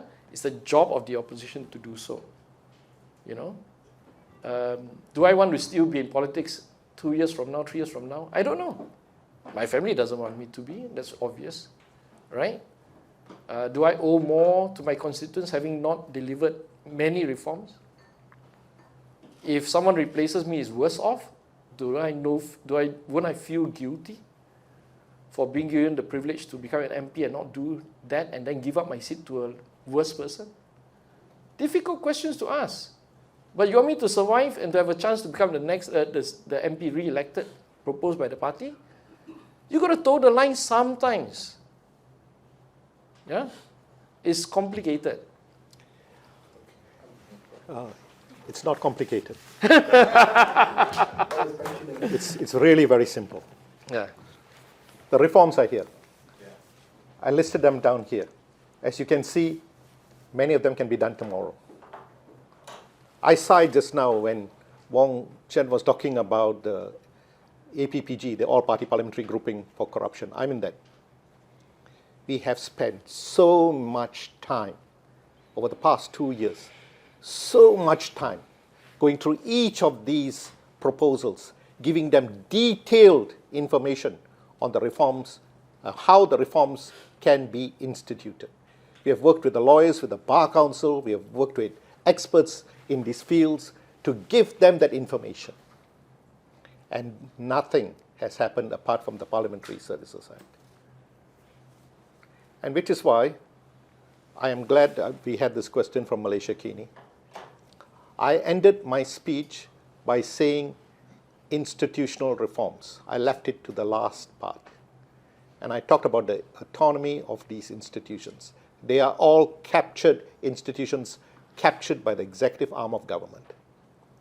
The case of Azam Baki proves the point. Azam Baki has been tainted by a serious allegation of impropriety. The facts, the evidence were given to him. He was asked to appear in Parliament, he did not, to defend himself. members of the opposition then, who are now in power, said in the run-up to the election, the minute they come to power, they will remove Azam Baki. And when they came to power, they kept him also in office. The question you must ask yourself is this: why is it that this Prime Minister, who says he's opposed to corruption, it is his primary agenda to deal with corruption, keeps a man tainted with serious allegations as the chief of the MICCI? And to make matters worse, he has gone on to renew his appointment twice. There have been serious allegations subsequently of selective prosecution. I didn't say it. It's coming from others. But the very fact that they are alleging selective prosecution raises a red flag. If the MICCI was independent, there wouldn't be any questions about selective prosecution. Suggesting that Azam Baki has been renewed because the executive arm of government can use him to selectively prosecute.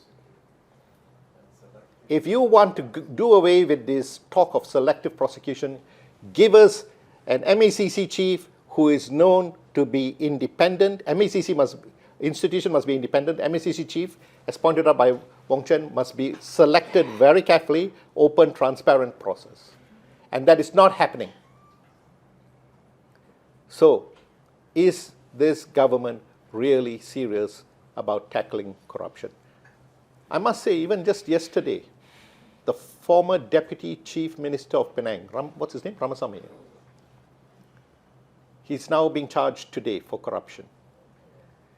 And the talk that is going around is this is another case of selective prosecution only because he's become very critical of the current government. That's the talk. How can we be sure when politicians are being charged for corruption, it is because they are really corrupt or because it's a case of selective prosecution?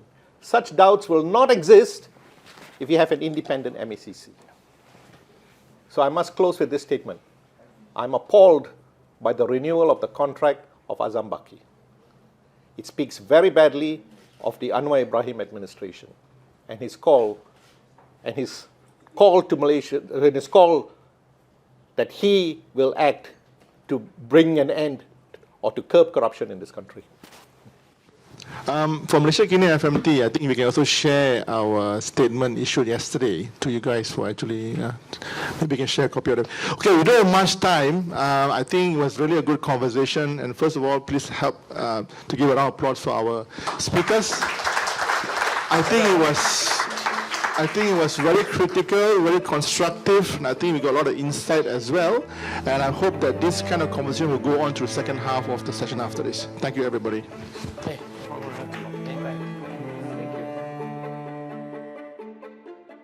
Koon Huan is an experienced commercial litigator focusing on corporate and commercial, shareholders, insolvency and conventional and Islamic and finance disputes, acting for clients in various industries across multiple jurisdictions.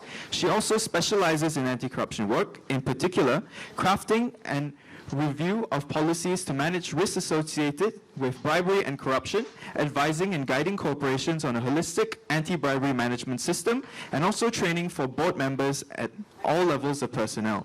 Koon Huan heads Skrine's Compliance Practice Group and the International Trade Practice Group. She's also the current chair of the firm's executive committee. Let's welcome Ms. Lim Koon Huan. Okay. Good morning. It's morning still. Yeah, good morning, everyone. My name is Koon Huan, and I think you've seen my introduction. I am a lawyer, as I've been told. Okay, so we've had a very interesting discussion this morning. We've talked about scandals. We've talked about institutional reforms. We've been basically about political appointments and how we don't think that's right. Okay, and Professor has also used... It's not going through, is it? Okay, Ken? Yeah. So we've also heard, interesting words like nepotism, cronyism, all the isms that come along with it. Okay, very interesting things. But because I'm a lawyer, let's go back to basic. I've been told to just go quickly through the framework of, what our law is, how it would impact an SME when they come and do something. But before that, let's go and look at this first.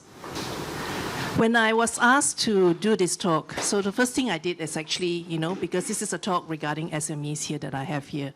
So I copied this, it's not my drawing. SMEs, as we all know, and because a lot of us are from here, when you're in the manufacturing, when you're basically doing 200 million as a manufacturer with about 200 employees. That's for the manufacturing side. For services, I think your turnover is 75 million and up to 30 employees. So that qualifies you as an SME. And you see the table below there. In Malaysia, SMEs form 97% of businesses in this country. So obviously, what happens in terms of corruption, in terms of misgovernance, impacts companies very much due to the statistics of this. Okay, so maybe I can just go back to the start again. Okay, what is the legal? Yeah, that's fine. You can leave that as it is, okay. Right, the legal framework of what we have here, we already have laws of corruption. We talk about grand corruption, we talk about all this misgovernance, okay. Our principal act is the MICCI Act, okay. It covers both public and private sectors. So obviously, if there is something that the government is not doing wrong, it's an offense. It's also in the private sector. It has extraterritorial jurisdiction. You can commit an offense in Malaysia. You can go overseas and do something wrong. You are still obviously subject to the act itself. Okay, both the giver and the acceptor are committing an offense. So the fact that you're giving a loan, you are also committing an offense. Okay, it covers indirect bribery. You don't have to personally do it. You can actually go through an agent. It is also an offense, both you, for yourself, and for your agent. Okay, and in Malaysia, very important, of course, we unlike certain jurisdictions, no facilitation payments. We don't have any de minimis exception. So that's the basic framework of what we have in Malaysia. Okay, next. Okay, the Act covers 7 main offences, 7 main categories of offences. The first 2, soliciting, giving, soliciting, receiving, giving, and offering of bribe. That's the classic case of what we know as corruption. Okay, you slip the extra 100 ringgit to the policeman at the traffic stop. For that, that's one. That's basically bribing a public official. It could also be your own purchasing or finance manager accepting money from somebody to get some business to buy certain things. So that's also accepting and soliciting of bribe. That's the key thing that we all understand corruption to be. Bribes don't have to be money. It can be any form of gratification, which is very widely defined in this in our country. So money is one thing. You can give vouchers, you can give services. You can also pay for somebody's medical expenses, dental expenses in return for a favor. That's actually what bribe is all about. Okay. Okay. There is the offense of false claim. That's the one which is something we always see. For instance, when we get the auditor's report, you submit a form and a screwdriver costs 150 ringgit. So, and in return, you get something in for that. So basically, you may not even have to be giving and actually giving money, but you submit a false claim for money. That itself is an offense. Okay. Our Act has a very specific provision on withdrawing of tender. If you actually procure someone to withdraw a tender, you're actually interfering with the process. There's a specific offense. I have not really seen many cases on that. Okay. The next one is bribery of officer of a public body, either in Malaysia or a foreign public official, basically giving bribes As an example, policemen, immigration officers, anybody that is actually a public official. Public official is also widely defined in Malaysia. Okay, the other one, which maybe is more related to what we talk about today, using office or position for gratification, which is basically an abuse of position, an abuse of power.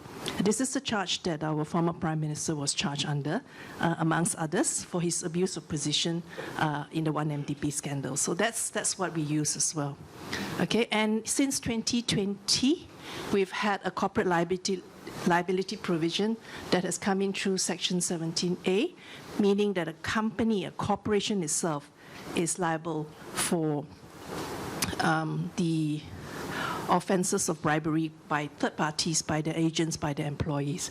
So basically, these are the key offenses that we have. So look, we have laws, we have things which cover a lot of things already here. Okay, that's the position that we have.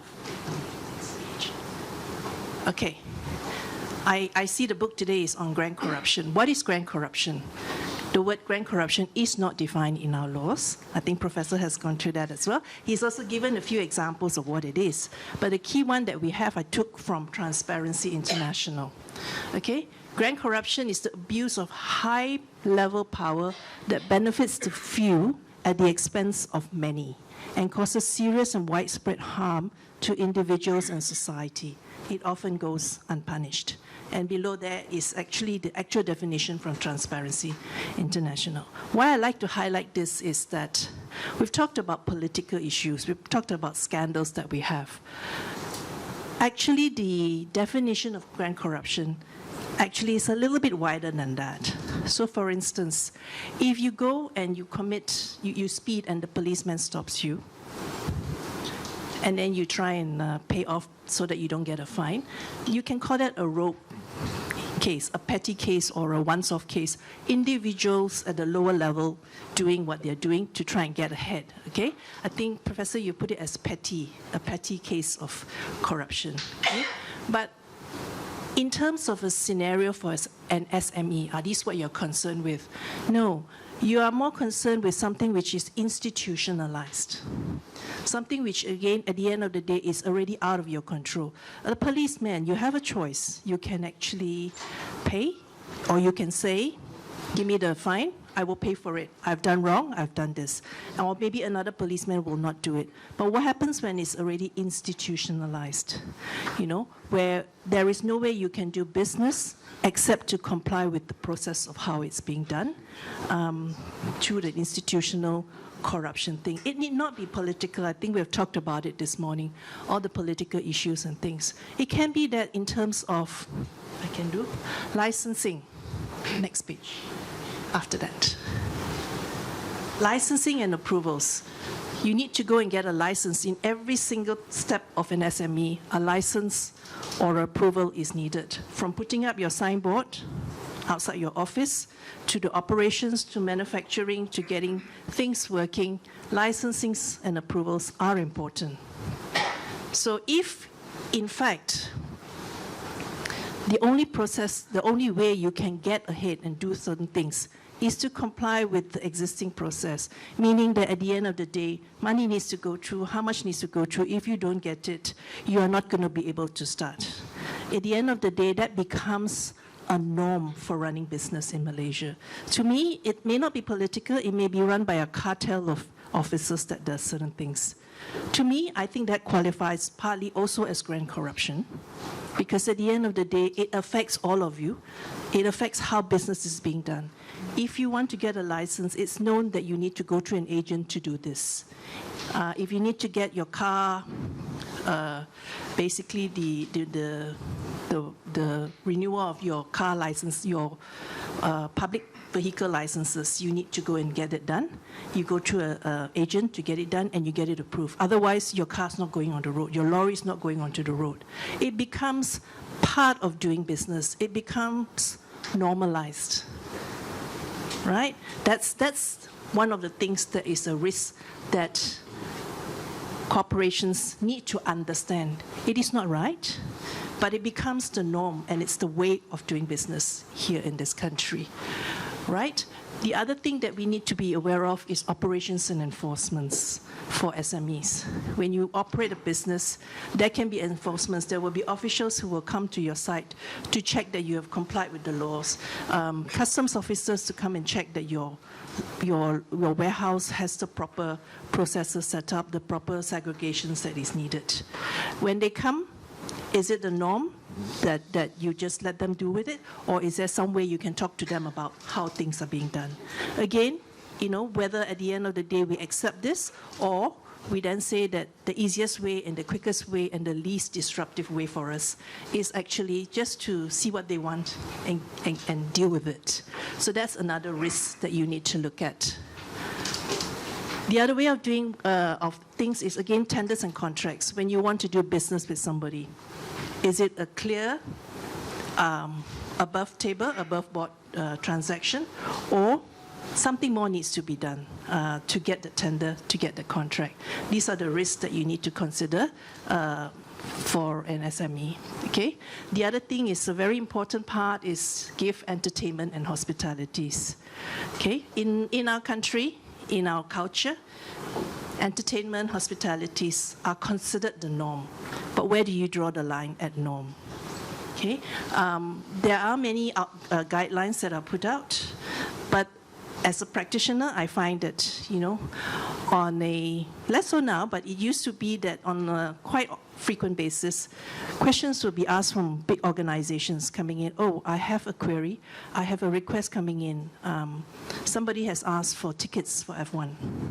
Somebody has said that they would like to go and visit my manufacturing site, and what do I need to do? How do I put them? A hotel? Can I do a golf game in there?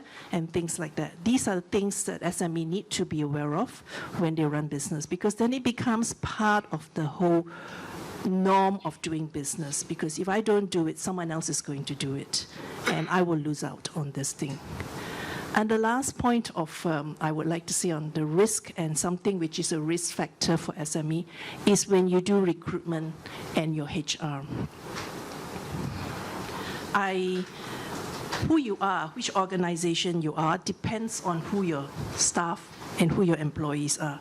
Whether they understand your principles, they understand how you want to do business, or basically you actually do, to them, they would impose their own ideals or their own standards to how you do business. It's how you train them when you employ your employees, how exactly you want them to act, because they represent your company. Okay?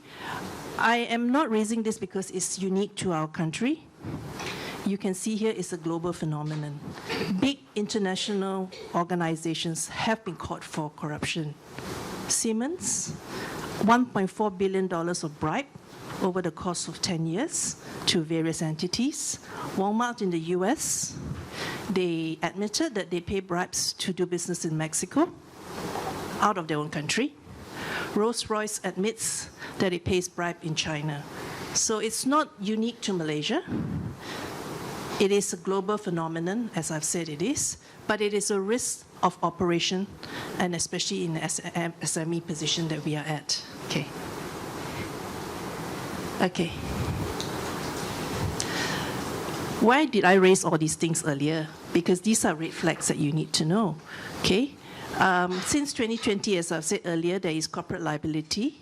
Okay, companies and individuals in the company, meaning your directors, your senior management, you will be liable even if you don't know a bribe has been paid on your behalf. Okay, the implications of this is very serious. Okay, we have put this in basically because in the past it's been very easy for a corporation to say, I didn't do it. It was my contractor who did it. It was somebody else who did it. And again, in terms of law, it's a burden of proof. The prosecutor has to prove it. corporate liability effectively kind of reverses the burden. It is presumed that you are giving a bribe, and it is your obligation then to show that it wasn't, that you have done something about it. So corporate liability is there. There's a red flag for you when you do business in this way. Okay?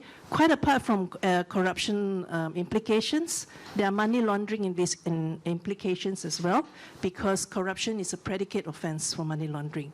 And you know, when you get caught for corruption, you can then say, oh, okay, go to jail, that's it, right? Maybe there's a fine. Money laundering, you can have investigations and forfeitures of assets. So that impacts you more as well. And of course, the standard, you know, criminal offenses of aiding and abetting, your obligations to report and whistleblow. These are all matters that you need to look at as an SME to consider at the end of the day whether it's worth it to follow the thing, to follow the standard when you know it's not right, or you know you want to do business. So those are things, just basic issues that I've come across. Okay, this article, this man here, we talked about him earlier, this article came out on 1st of May, 2 weeks ago, okay? So this is one of the things which have been proposed here, that Malaysia is to adopt a deferred prosecution agreement model to tackle grand corruption by 2026. Next year. So what is deferred prosecution agreement? We don't have this. It's something that's very common in the US, in Europe and things. A lot of corporations have been subject to these things. Sometimes we say that it's a way for governments to take money, because usually the agreements involve millions, hundreds of millions of dollars worth of fines in return for a deferred prosecution. That means that if you comply, if you fix your systems and you get yourself compliant, we won't prosecute you. But usually it comes at huge amounts of fines. So this is maybe a future for Malaysia on grand corruption that we have seen, that we will probably see. It does not involve prosecution at the moment. So, you know, you can say that, oh, once a case goes to court, I'm done, I can win or lose, you prove it. Deferred prosecution is you sign an agreement with the government, you agree to do certain things, pay a fine, fix your system, promise not to do certain things for a number of years. If you comply, then you get away, there's nothing left of it. So there's no prosecution per se on that. So that's something that we can consider, that the government is considering for corruption in Malaysia.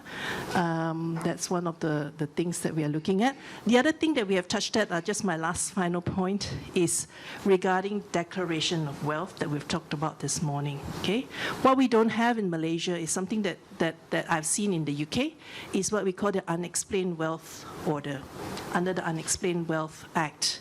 So this is slightly different from a declaration which is voluntary. The politicians have to declare their wealth, that's what they say. But in the UK, there is the act that says that, you know, if looking at all the circumstances, you can only have this amount of money. But in your bank account or buy your properties, you have 10 or 20 times more money. The authorities will issue you an order whereby you have to then, the burden is then turned to you to explain why you have this wealth which is not explained or not justified. And if you don't, then there will be repercussions. So the burden is then proved opposite, that you have to justify what you don't have. Because at the moment, our law is that this, if you want to accuse someone of something, you prove that this thing is wrong. You prove that you don't have, you know, this money is wrongfully obtained. The Unexplained Wealth Order is something which reverses the burden on the person which has the unexplained wealth to explain why they have so much money when, you know, you look at the employment or their business history, there's no way to get about it. So that's one way we can actually look at to sort of deal with this, but again, it's subject to the institution that runs it. So, I think that's just the last one. How to protect yourself. I'm not going to go through it, it's just here. Basically, this is for SMEs, and what we always tell SMEs, how do you protect yourself from getting caught in this whole corruption thing, which is part of the thing we do in terms of basically helping our clients get ready for compliance. Okay? Thank you.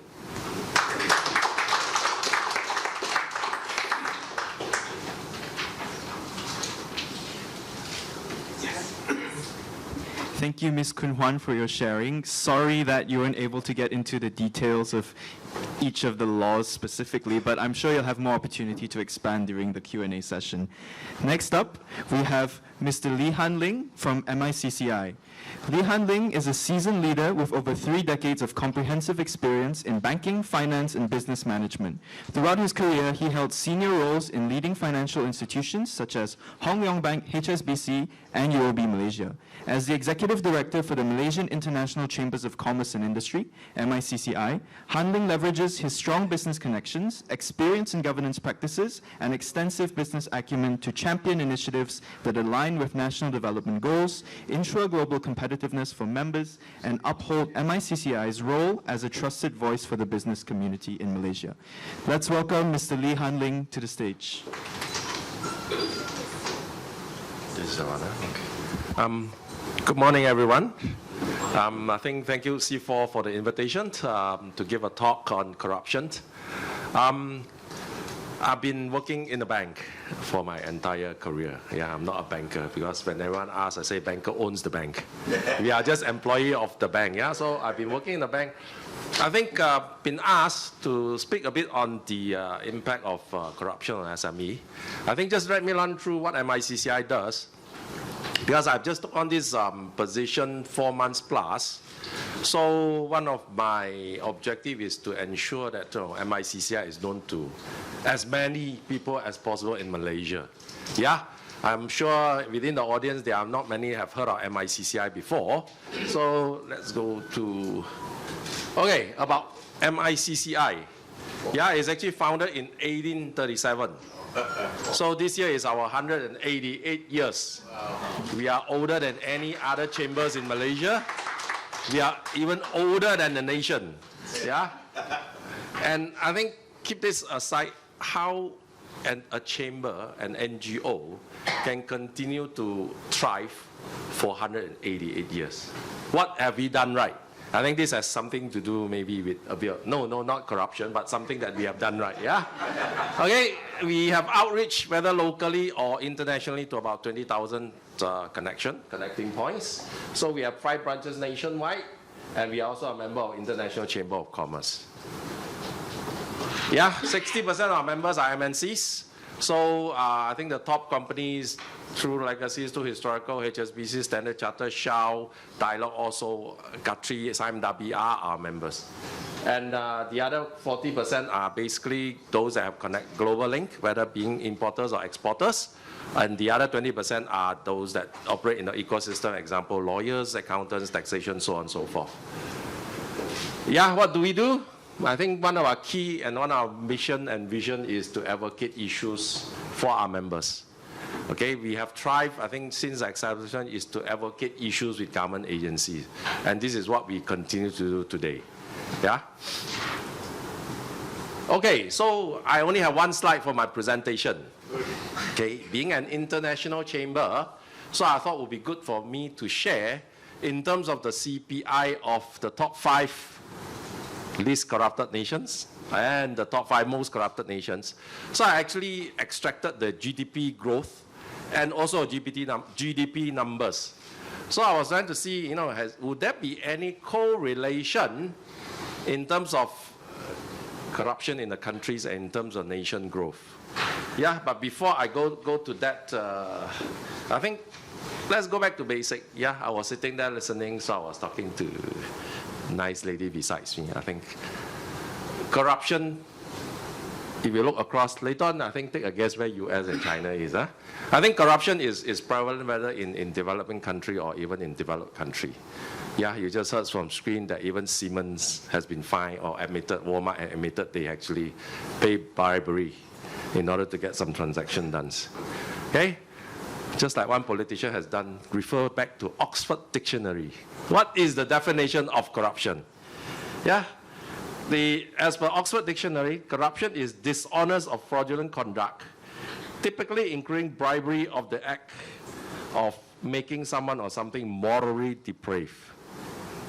So what is then bribery? Yeah, let's go back to basic. So bribery is the offering, promising, giving. See, offering, promising, giving, accepting, or soliciting of an advantage and an inducement for an action which is illegal, unethical, or a breach of trust. I think corruption goes beyond just giving. I think it's also extended to accepting of corruption. So that reminds me of a story that I attended one of the leadership course many moons ago.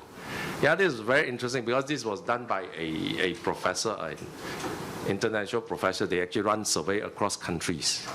Yeah, so they actually run a survey in terms of a very simple question. They have many questions, but this question remains in my mind. So they run this question across different countries. They just ask, as a staff, if you're being asked by your boss to go over to his or her house to paint over the weekend, would you do it? Yeah, a very, very simple questions. Again, allude back to giving and receiving. Yeah, it's just painting the house over the weekend. So guess which country would say yes and which country that actually lower at the end that say no. So not surprisingly, of course, the Europe, the Western country, all the staff will say, no way, Jose, I'm not going to go over my boss country to paint over the weekend. But of course, I think ranking, this is actual survey. Oh, I thought I would never hit that. Okay, the actual survey, actually those, of course, ranking higher, that will actually go over the weekend as per the request by the bosses are the Asian countries. And surprisingly, one of the nations, which is Japan, is missing from the list. So the question is, you know, Japanese, okay, I guess the yesterday generation, they are all very compliant and they will always follow what the boss say. Why are the Japanese not there? So, okay, I guess the answer was the Japanese already painted the house for the boss before the boss asked. Yeah? So, okay, now that's the interesting part, yeah? Is there any correlation in terms of the GDP growth or even the absolute numbers of the GDP numbers? So this is based on 2024 CPI. By the way, I think everyone knows about what CPI is about, the Corruption Perception Index. So I just did a bit of Google this morning. I heard of CPI when I was in banking many, many years. But then I think the actual CPI, what does it measure? Of course, it is published by Transparency International annually. But I think what is important, what it measures is the perceived level of public sector's corruption. Okay, so it's actually a measurement of perceived level of public sector's corruption. So this is, I think this is the numbers that our Prime Minister really, really cares about. And Malaysia, if you look at it, we have been hovering around 50, 51, so we are quite right in the middle. So if we just look through the table, I think when we want to break the news, we start off with the positive or the negative? Yeah, let's look at the negative first, those down at the bottom. If you look at countries like South Sudan, Somalia, Venezuela, just look at in terms of the GDP numbers. So I was quite surprised when this was done by my staff. I was looking at Venezuela. If you look at the nominal GDP back in 2014, it was actually at 214 million US dollars. Yeah, but come 2024, it's actually lower. Okay, at 119 million. So would corruption plays a part in terms of country development? Yes or no? But I think certainly there are certain impact. Yeah, so if you look at the top country, of course, Denmark, Finland, Singapore. Singapore is ranked third in terms of CPI, which is least corrupted countries in the world. So take a guess, where is US? Where does it rank? They have the world highest GDP at $29.1 trillion in 2024. Where do you think it ranked? Lower than Malaysia. Oh. Where does China rank? China has a GDP of 18.6 trillion in 2024. Okay, China certainly is in a way behind Malaysia. Yeah, they are ranked 76. Their CPI is 43 in 2024. And US is still much better than Malaysia. Yeah, they are ranked 28 with a CPI score of 65. What I'm trying to allude to, I think, is that a corruption perception or actual corruption level in the country, does it affect the GDP growth? Is there a correlation? I think those at the bottom, maybe yes. They will have difficulty attracting foreign investment. They will have difficulty running their country. But for those right in the middle, does it really impact in terms of GDP, nominal GDP? Let's make an example allusion to Indonesia. Where do you think Indonesia stands?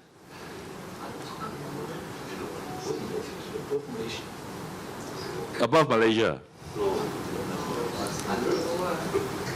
Okay, they are ranked 99. Oh, right. And their CPI is 37, but their GDP is actually higher than Malaysia at 1.36 trillion. Right, so CPI index does not really, it has a correlation towards the GDP nominal growth. Yeah? What about India? India has a GDP, nominal GDP of 3.89 trillion.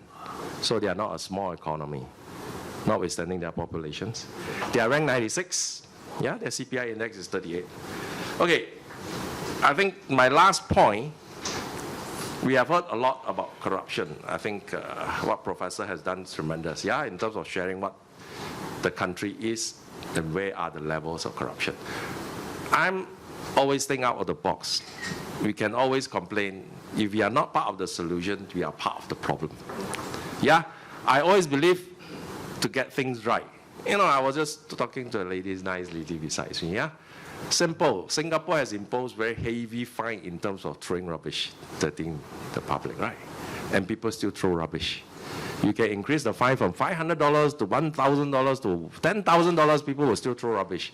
You can have the best laws, the best regulation, people that still don't comply to it, they will continue to preach the law.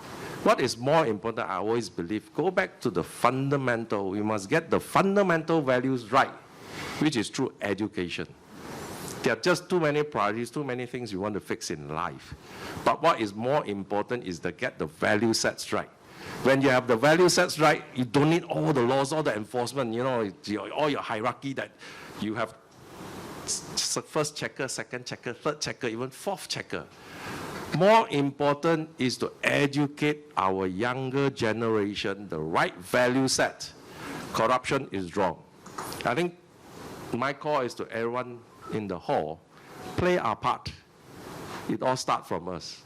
Yeah, whatever influence, whether big or small, we can make the difference. Get the value sets right, then you have no concern about bribery, because just like what Share, even Walmart, even Siemens, they committed the same crime that you should not commit. Right? Back to MICCI, why did we survive for 188 years? Besides proper governance, I think governance is important, but you need to get the right set of people running it. Yeah? If not, the temptation will always be there to take whatever that is you don't deserve. Okay? Thank you very much.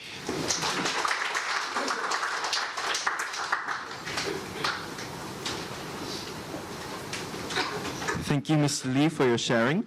Next up, we have Mr. Lim Yoong from the MCMTC, Malaysian Consortium of Mid-Tier Companies. Lim is the Managing Director of Thumbprints United and serves as on its Board of Directors.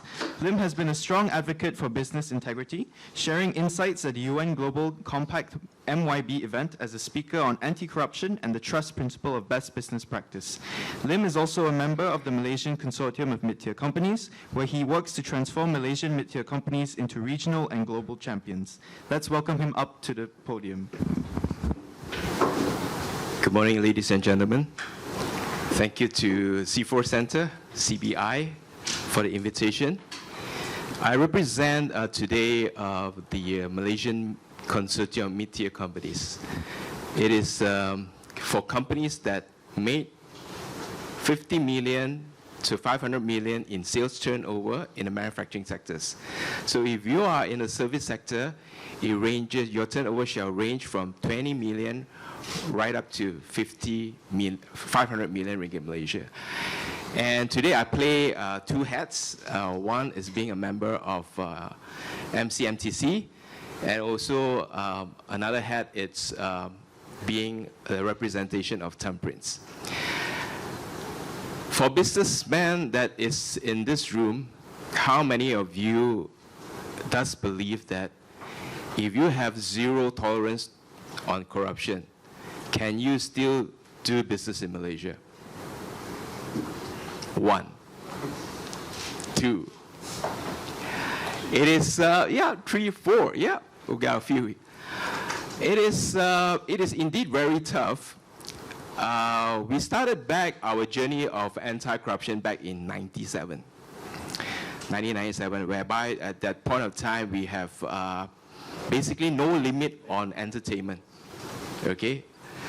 Then one sudden day, the founder of the company actually spoke to me. He said, Yoong, because I'm in the sales division all the time, yeah, all my life. He said that we got to cap our entertainment limit. I said, what do you mean? So he said, there will be no spa, no karaoke lounge, no discotheque, nothing at all. Then I asked, how much is our entertainment at that point of time? He said, we'll limit it to 150 ringgit at that point of time. And it hasn't changed right up to today. The salesman that we have over the other side, he's enjoying a 200 ringgit entertainment allowance per month. So what can he spend on entertainment? The customer will not basically ask us for, flashy lunch and dinner. And then we go forth and we think about, are we doing the right thing? It is painful because when you don't have enough entertainment, business sort of like hard to come by. And our efforts to fight corruption and in terms of governance hasn't stopped since then. And going forward in 2011, Thumbprints United, we are actually a sustainable printing company that we supply boxes and books to multinational company in Malaysia. And in 2011, we worked very closely together with Transparency International Malaysia to draft the first corporate integrity pledge.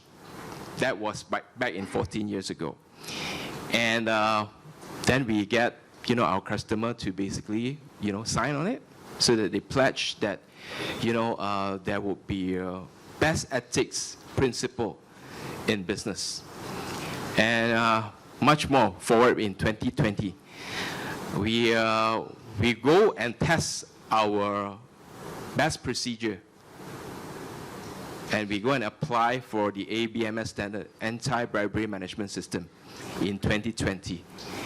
And we got it on the first attempt. Usually on ABMS, you need a couple of attempts to get the certification. We get it. And we put practices like this in the marketplace. And when we have done so, if many would have asked, is it worthy that you go on fighting corruption when you are doing business in Malaysia? Is it worthy? Is there frustrations and contracts that you're losing? The answer is yes. We lost quite a number of customers when we move on to become an anti-bribery management system company. Reason being is because, when doing business in Malaysia, you have quite a number of terms, facilitation fees, silent tax, greasing, football money, water money, all sorts of things, okay, to get to being a preferred supplier. And we have come to a point that, we have come to a point in the sense that in the past we actually walk away from businesses that are, where we sense there is corruption within it. Approximately about 7 years ago, we actually go forth. We actually go forth and report them. So there was one particular incident I worked very closely with Transparency International Malaysia that I said I wanted to bring this up to the company, which I brought it up, and the company actually co-storaged the stuff. But I wasn't satisfied with the outcome. What I did was that I actually wanted to go onto the Special Fraud Office in UK to report them. Then I was being advised by Transparency International Malaysia saying that because the evidence that we have, when they solicit the crime hasn't happened. The crime hasn't happened. That's what? Who tells me that? MACC. That was 7 years ago, okay? It hasn't happened. But I say that I've got recording on my phones, WhatsApp messages. He said this cannot be taken into consideration because this could be tampered in that sense. Then I said, how on earth that we should be making reporting? Then MACC actually told me that, we got to put a pinhole. We got to do a setup. I said, this thing actually happened impromptu, right? Because when they ask, we try to capture whatever that we have. And at the end, we were denied a report. Because I said, why are we denied a report when we report things to the MACC? MACC actually told us at the time that they said we have KPIs. If there is numerous reporting that goes in and there is no action being taken, then they will have to write reports. I did a report in the Shah Alam branch in MACC. And I wasn't quite satisfied at that time. Then we worked together with FMM, Federal Malaysian Manufacturers, to sign the Ikrar Bebas Rasuah. So to mean that in a sense that you have really, yeah? Yeah, it's like a pledge that you go against it. I think the political landscape in Malaysia didn't work favor for people like us in temperance. And I was talking to Mark, I was very frustrated, we extend our factory, we expanded it. And after expanded it, we have to get a fire certificate, okay? And it takes us the longest time to get a fire certificate. It's very difficult. They wanted us to build things which is not in the Fire Act, which we have agreed to do that. And our last straw is that I told Mark, if this thing were to happen again, we're going to go all out against them. And guess what, Mike? Yesterday we got the Surah Sokongan. We got it.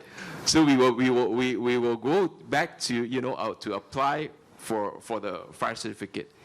And when we conduct business in a transparency and in integrity manner, what will be losing out when we try to make reform in the marketplace, and it's not successful yet. We try to work with CBI. We are working together with Business Ethics Institute of Malaysia, also Business Integrity Alliance of Malaysia, and also TIM. Everyone believes that you just have to bribe to do business in Malaysia. Don't you think so? I heard yes, yeah? It is pretty true, but the thing is that there was one particular company that actually looked for us for printing, because we have this card, yeah? You see our card is no lie, no cheat, no bribe. So usually when we go for appointment, if we meet the wrong person, there's only one appointment, then we are out the door. We can't do business with them. Yeah? And there was one particular company actually calls us up to say, I want to get you into a tender program. So I said, okay, good. What can we do for you? He said they wanted us to print a box for them. After that, when we submit the code, he said, oh, Lim, you get the job. Wow, I was thinking that how fast, I could do it and can get the job immediately. And he said, oh, let's go to a pub to discuss. Well, I was playing along with the game, yeah? Because in the pub it's noisy. I think he know that I probably would set him up. And he said that, you gotta pay football money. I said, but you know that we are a zero corruption company which complies to ABMS. He said, that is why the reason I want you, so to look good on us. That's how daring, corruption can be at that point in time, right? And I couldn't record it because there's no noise. It's in the pub, I don't want to go, but I say, if I were to go, how can I set them up? But this is how we are being influenced to do business in Malaysia. Yeah? And To sell ABMS standards to companies is also very difficult. Depending on who you meet, what kind of hierarchy of level of managers that you meet, or do you meet the founders? If you meet the founders, yes. But when the founders approved you, then you'll be dealing with the middle management, isn't it? So that is the part that is tricky. That you need greasing to pass through, or otherwise it is going to be very difficult. And thank God, we still survive. It actually forces us to go overseas to do business.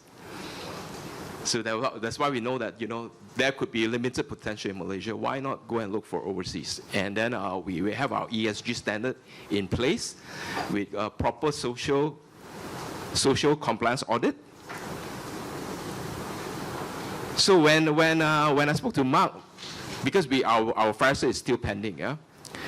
Then companies like, you know, Disney, we do a lot of project with Disney and also Hasbro, and also with Costco. They said, hey, because you don't have the fire cert, you know, you are not in compliance. Then I actually asked for exemption. I said, sir and madam, have you been working in Malaysia, hostile nation like Malaysia and Indonesia and Thailand? That you know that getting a fire cert is not an easy thing. But you can get it to be done very easy if there is greasing. So we plead to them.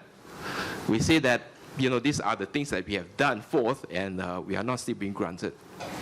And these companies, the big boys from the United States, they grant us an exemptions because they know that the political landscape in Malaysia are hostile. Even if we do not have the fire cert, they still allow us to carry on with the contract. It is how vocal we want to be, in a sense that, you know, do we want to stand firm or do we break down? It's not easy in Malaysia, and zero corruption, it's basically, you know, it's a sensitive thing. Because I also believe that most of the time when we talk about governance, thumbprints get to be selected to speak. Because we also want to say that in ESG, you know, the E and the S has taken front seat for the longest time. If we can make governance to be part of the front seat, everything will flow. Why is it so? Because when you run anything, you have to keep the money intact. There must not be any leakages.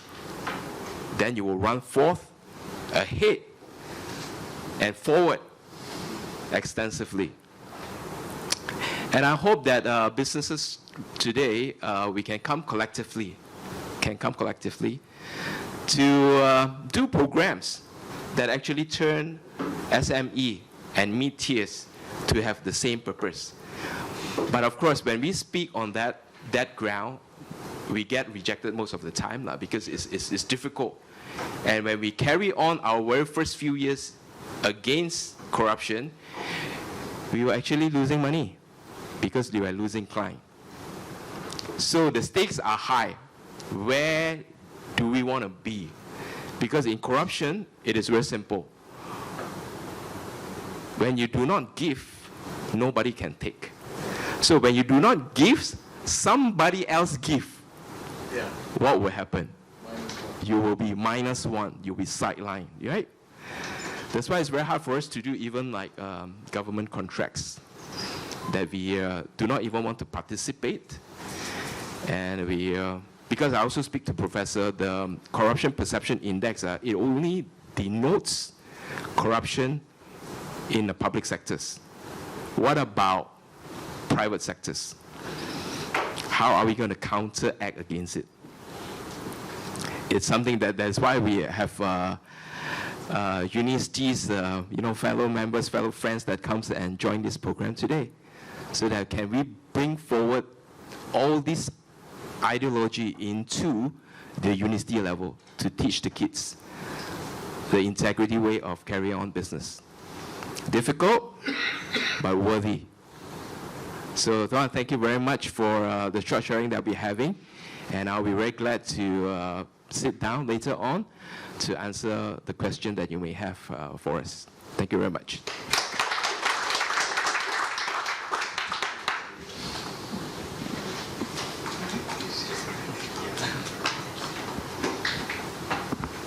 Thank you, Mr. Lim, for your sharing. Last but certainly not least, we have Mr. Edwin Ng from SAMENTA. So Edwin heads the business development for Sun Synergy Sendirian Berhad, which is the exclusive distributor for several international architectural flooring products, such as Latham Australia, Progress Profiles Italy, Movex Singapore, and Vex Cult from the UK. Apart from his pursuits in flooring, Mr. Ng is the National Vice President of the Small and Medium Enterprises Association, SAMENTA, where he works to achieve their vision of providing an integrated and unique platform for business and entrepreneurial development. Let's welcome Mr. Edwin. All right. Thank you very much. And very good morning to everybody.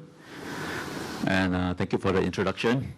First and foremost, I would like to also introduce everyone on SAMENTA. We might not be very well known. I remember when I first joined the association, I told my wife, I'm going to have a meeting with SAMENTA. She looked at me. Funny. Who is this SAMENTA? Every single time I tell them when I'm going to have a meeting with my SAMENTA members, it's like, is that members? I mean, they give me a funny eye. And I guess, I hope that story will make you remember what SAMENTA is all about. It's Small Medium Enterprises Association of Malaysia. Right. So, to cap it up a little bit, SAMENTA is actually the first and the oldest association, SME association in Malaysia, started in 1986. Basically, we were not that very famous because SAMENTA is actually based in Penang. Only after a few years, I would say about 6 years ago, we have our first office in KL. We brought slightly all the administration and even the office down to KL. And of last year, we have our first headquarters in Murugiah. Yeah. We have about, and we're very much on, started off the manufacturing sector because in Penang it's mostly manufacturers. Started by the late Dr. Lim Chong Yu, right? And we have currently about almost reaching 5,000 members. Yeah, that's since April 2024 is 4,700 plus. All right. Yeah. Next would be here, back, and similarly to our Malaysia business owner or SME, actually we're encompassing not just small, medium, we're encompassing the micro as well. So MSME, and you do notice that if, let's say, you know the whole breakdown of the MSME, a lot of us are in the services sector. First, it reflects back in our membership as well. Mostly are actually in the professional and business servicing industry, and also followed by the industrial and commercial products industry, and then the ICT industry as well. So the breakdown of our members are pretty similar to what is in Malaysia, what the business aspect in Malaysia. Of course, I don't really go out that often to speak in public because Dr. William is I call him our poster boy. Yeah, he appears in a lot of publication, in a lot of news as well. Basically, he's the voice of SAMENTA to us, and we deal with a lot of government agencies. We work with a lot of government agencies on digitalization, on talent acquisition, networking, international expansion, government advocacy, access to finance, and all that. Yeah, that's basically our core value, what we want to do with our MSMEs members. So again, SAMENTA do work with a lot of government agencies, particularly SME Corp, MPC, Mantri HRD Corp, yeah, and even Bank Negara Malaysia, yeah. So basically that encompasses the whole SAMENTA, yeah, pretty briefly. And again, I want to bring us back to the topic of today, corruptions, challenges for our SMEs. So there's three things I want to highlight today, which is, number one is, I think a lot of us has mentioned before, a lot of speakers actually mentioned before, is also the bribery in licensing and permits. Yeah. SME often face demands of what's called facilitation payments, basically to speed up the process, speed up the business license, speed up the construction permits, speed up the fire safety checks, the bomba checks. Yeah. I believe the Transparency International Malaysia also reported that 30% of SME actually admitted that paying bribes is actually quite routine in normal business dealings. Like what Ms. Lim has mentioned, is kind of like institutionalized. I mean, I'm sure a lot of us have heard before that when we want to do a permit, we have, oh, I have a guy, or I have a runner to do the process. Or you don't need to go because I can get my car approved, the Pushpan test being done and approved. You don't even need to take your car there yourself. Yeah. So those are the things that we are facing with. And then B, the second one would be public procurement favoritisms. You know, tender processes. If you are not known to them or they don't know you, they may favor politically connected firms, as what mentioned just now as well. Also, MICCI did report in 2023, 15% of investigated procurement cases involve SME suppliers coercing into subcontracting portion to crony companies. And for SAMENTA, we have some of our members feedback that we are not very big company. We are like maybe a 300,000 ringgit annual micro company. How do we able to compete? How do we able to get all these deals being done where there's a favoritism involved? Yeah. Third, the most common one, again, back to so-called protection fee, F&B and retail, very common. Actually, F&B retail is one of the most common businesses in Malaysia. Thanks to that's why we have all the good food here in Malaysia. Yeah. So some of the SME actually reported that demands for monthly payment by local authorities to avoid inspection or harassment. I would just like to share a little bit thing that I actually asked one of my F&B friend. He owns a couple of restaurants in KL, and I asked him, bro, if you want to start another restaurant, what's compliance to you? What you need to do? He told me this. Then I wrote it down. For business permit, he need business license, of course. That's about 500 to 1,000 a year, depending on where you are. He needs signage permit. He needs health inspection permit. He needs halal certification for his halal food. And that's one of the hardest certification to get, actually. Fire safety, he needs food handling license. He needs entertainment license as well. For one of his restaurants, actually have live band. So he needs that entertainment license for him. So can you imagine, there is 1, 2, 3, 4, 5, 6, 7 permits for him to start his restaurant business, and these 7 permits doesn't come from one source, doesn't come from one entity, and it's several. What it means also, there are 7 chances of people making money. And that's just not all. We're talking about 20%, he told me, yearly, 20%. He needs to renew the permits, right? And this one is just over and above of what his revenue is. It's just keep on going. And then I asked him, well, you've been doing this for so many years, you're quite used to it. Yeah. But one thing he's not used to, he's Chinese and he said, why is all the application in one language only? Also, it's his burden. It's like, imagine if he doesn't have someone to help him out. That is his extra burden.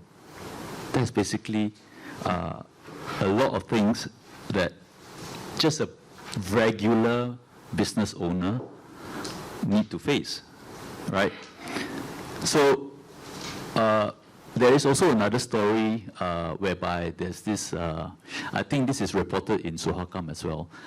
There is a factory that wanted to report on corruption in Johor. What happened was when he reported the issue, suddenly he got audited.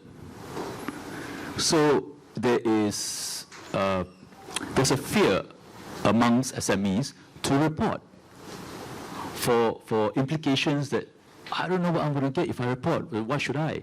You know, I just ignore lah, never mind lah. You know, things that happens to us. So what we always think about is for SAMENTA, I totally agree with just now Mr. Lee was saying, we all have to start at the grassroots level. Similarly to football, you know, you want a good football team for the country, you start at the grassroots level. You want a more compliance, a more integrity business community, you start with educating the young ones. We were not taught on integrity or moral, on business integrity or corruption and all that when we're in school. It's not in the subject. Why is it not in the subject? Right? If we start off like that, then we create the culture of having integrity, and it permeates throughout the generation that follows. So I totally agree with what Mr. Lee has mentioned just now as well. Yeah. Also, Mr. Lim, you also actually mentioned that as well. Yeah. We should start with that. And last but not least, I would like to end with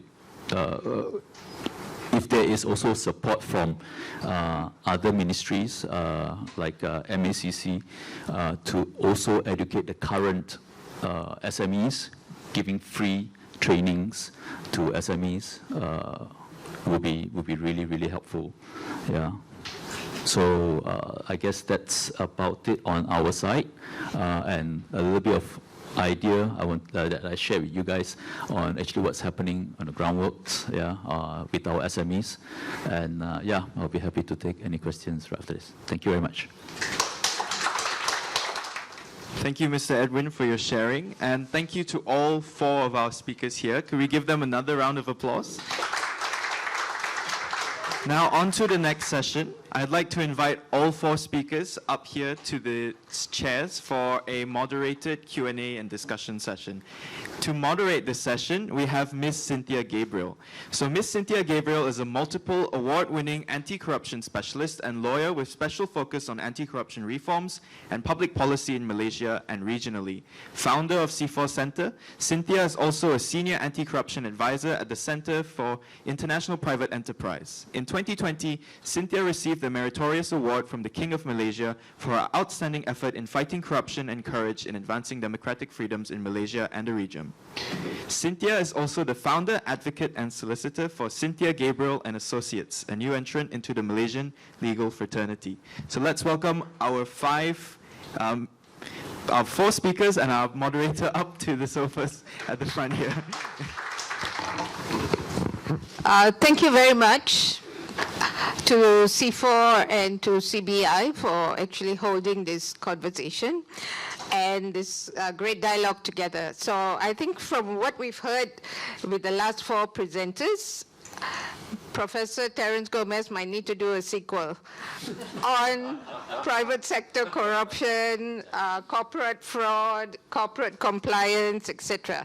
So I just wanted to start this session by having a very quick review on what we all heard. It's a lot to chew, but there is a lot that has been said because one of it was experiential from Mr. Lim, who actually tried out an ABMS policy and shared with us how problematic and difficult and challenging it can be.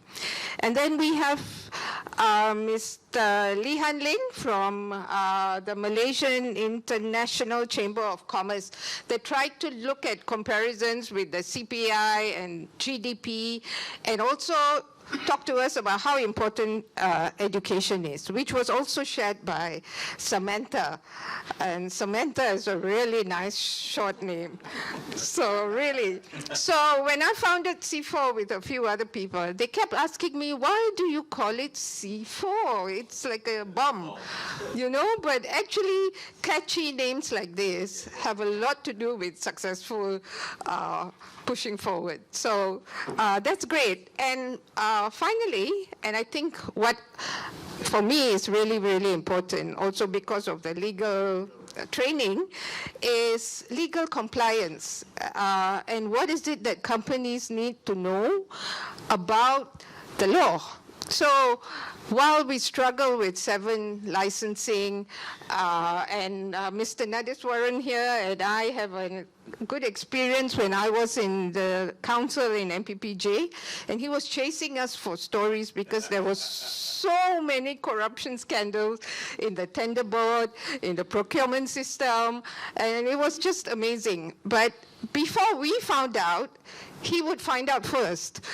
So that is the power of investigative journalism, which we all need. Okay, so without further ado, I think what I'm going to do now is to just remind us that MICCI itself last year said that Malaysia lost 277 billion in the last 5 years. It was the same MICCI chief. But he is saying that in the last 5 years, we lost 277 billion. So we were wondering, what did the institution actually do? So that's huge, right? Because you could build hospitals, you could build roads, etc. Our Auditor General says 20 billion lost to public procurement every year. And public procurement, I think, has been espoused as one of the most vulnerable areas, right? And then we have 37%, according to the IMF, actually lost to illicit financial flows, which I think was touched on by Ms. Lim on AMLA, anti-money laundering, and so on. So we have a serious situation. But here we are also talking about the struggles, the difficulties of the private sector to do business, which is a central pillar of our economy, and why it's so important that you subscribe to anti-corruption policies. So with that, I just want to take like maybe, there's only half an hour and there's a lot to say, and there's 4 fabulous speakers here. So maybe 5 questions. Anyone wants to say something? Okay, I see 3 hands, 4 hands. 5, okay. So we will start with the 5th one, the last one first.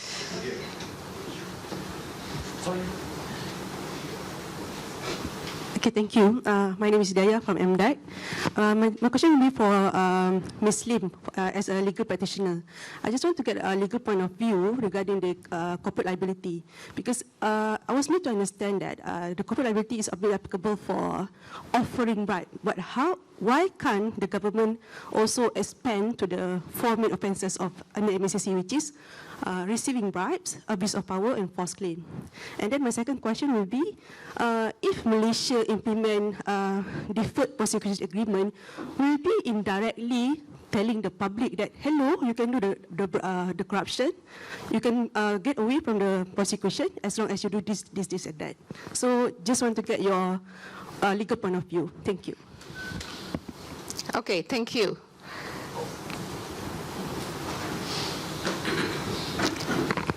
Just introduce yourself briefly and make the question really brief and precise. All right.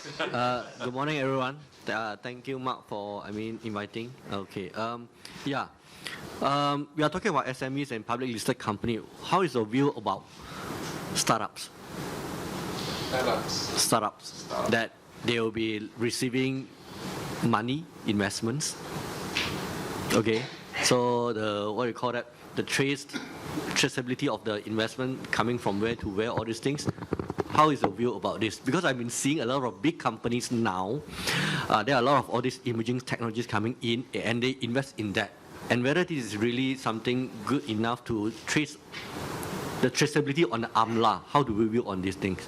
So to me, I would say that this is very, very important because the government has been very gung-ho into all these startup things. I mean, being the next leaders in all the AI whatnot. So how are we going to give our footing right, in the right direction as a start?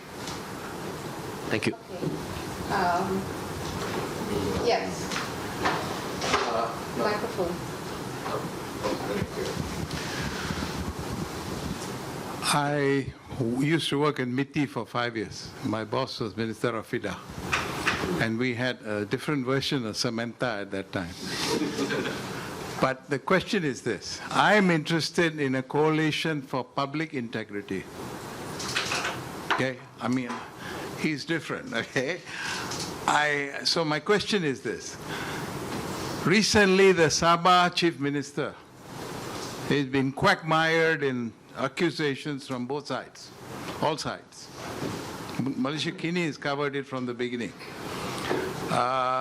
So my question is, how do we nail politicians who are visibly corrupt?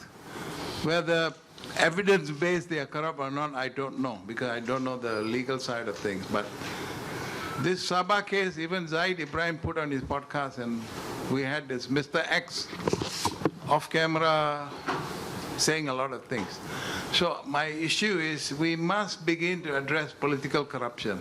Otherwise, we are not going anywhere in this country. Thank you. Thank you.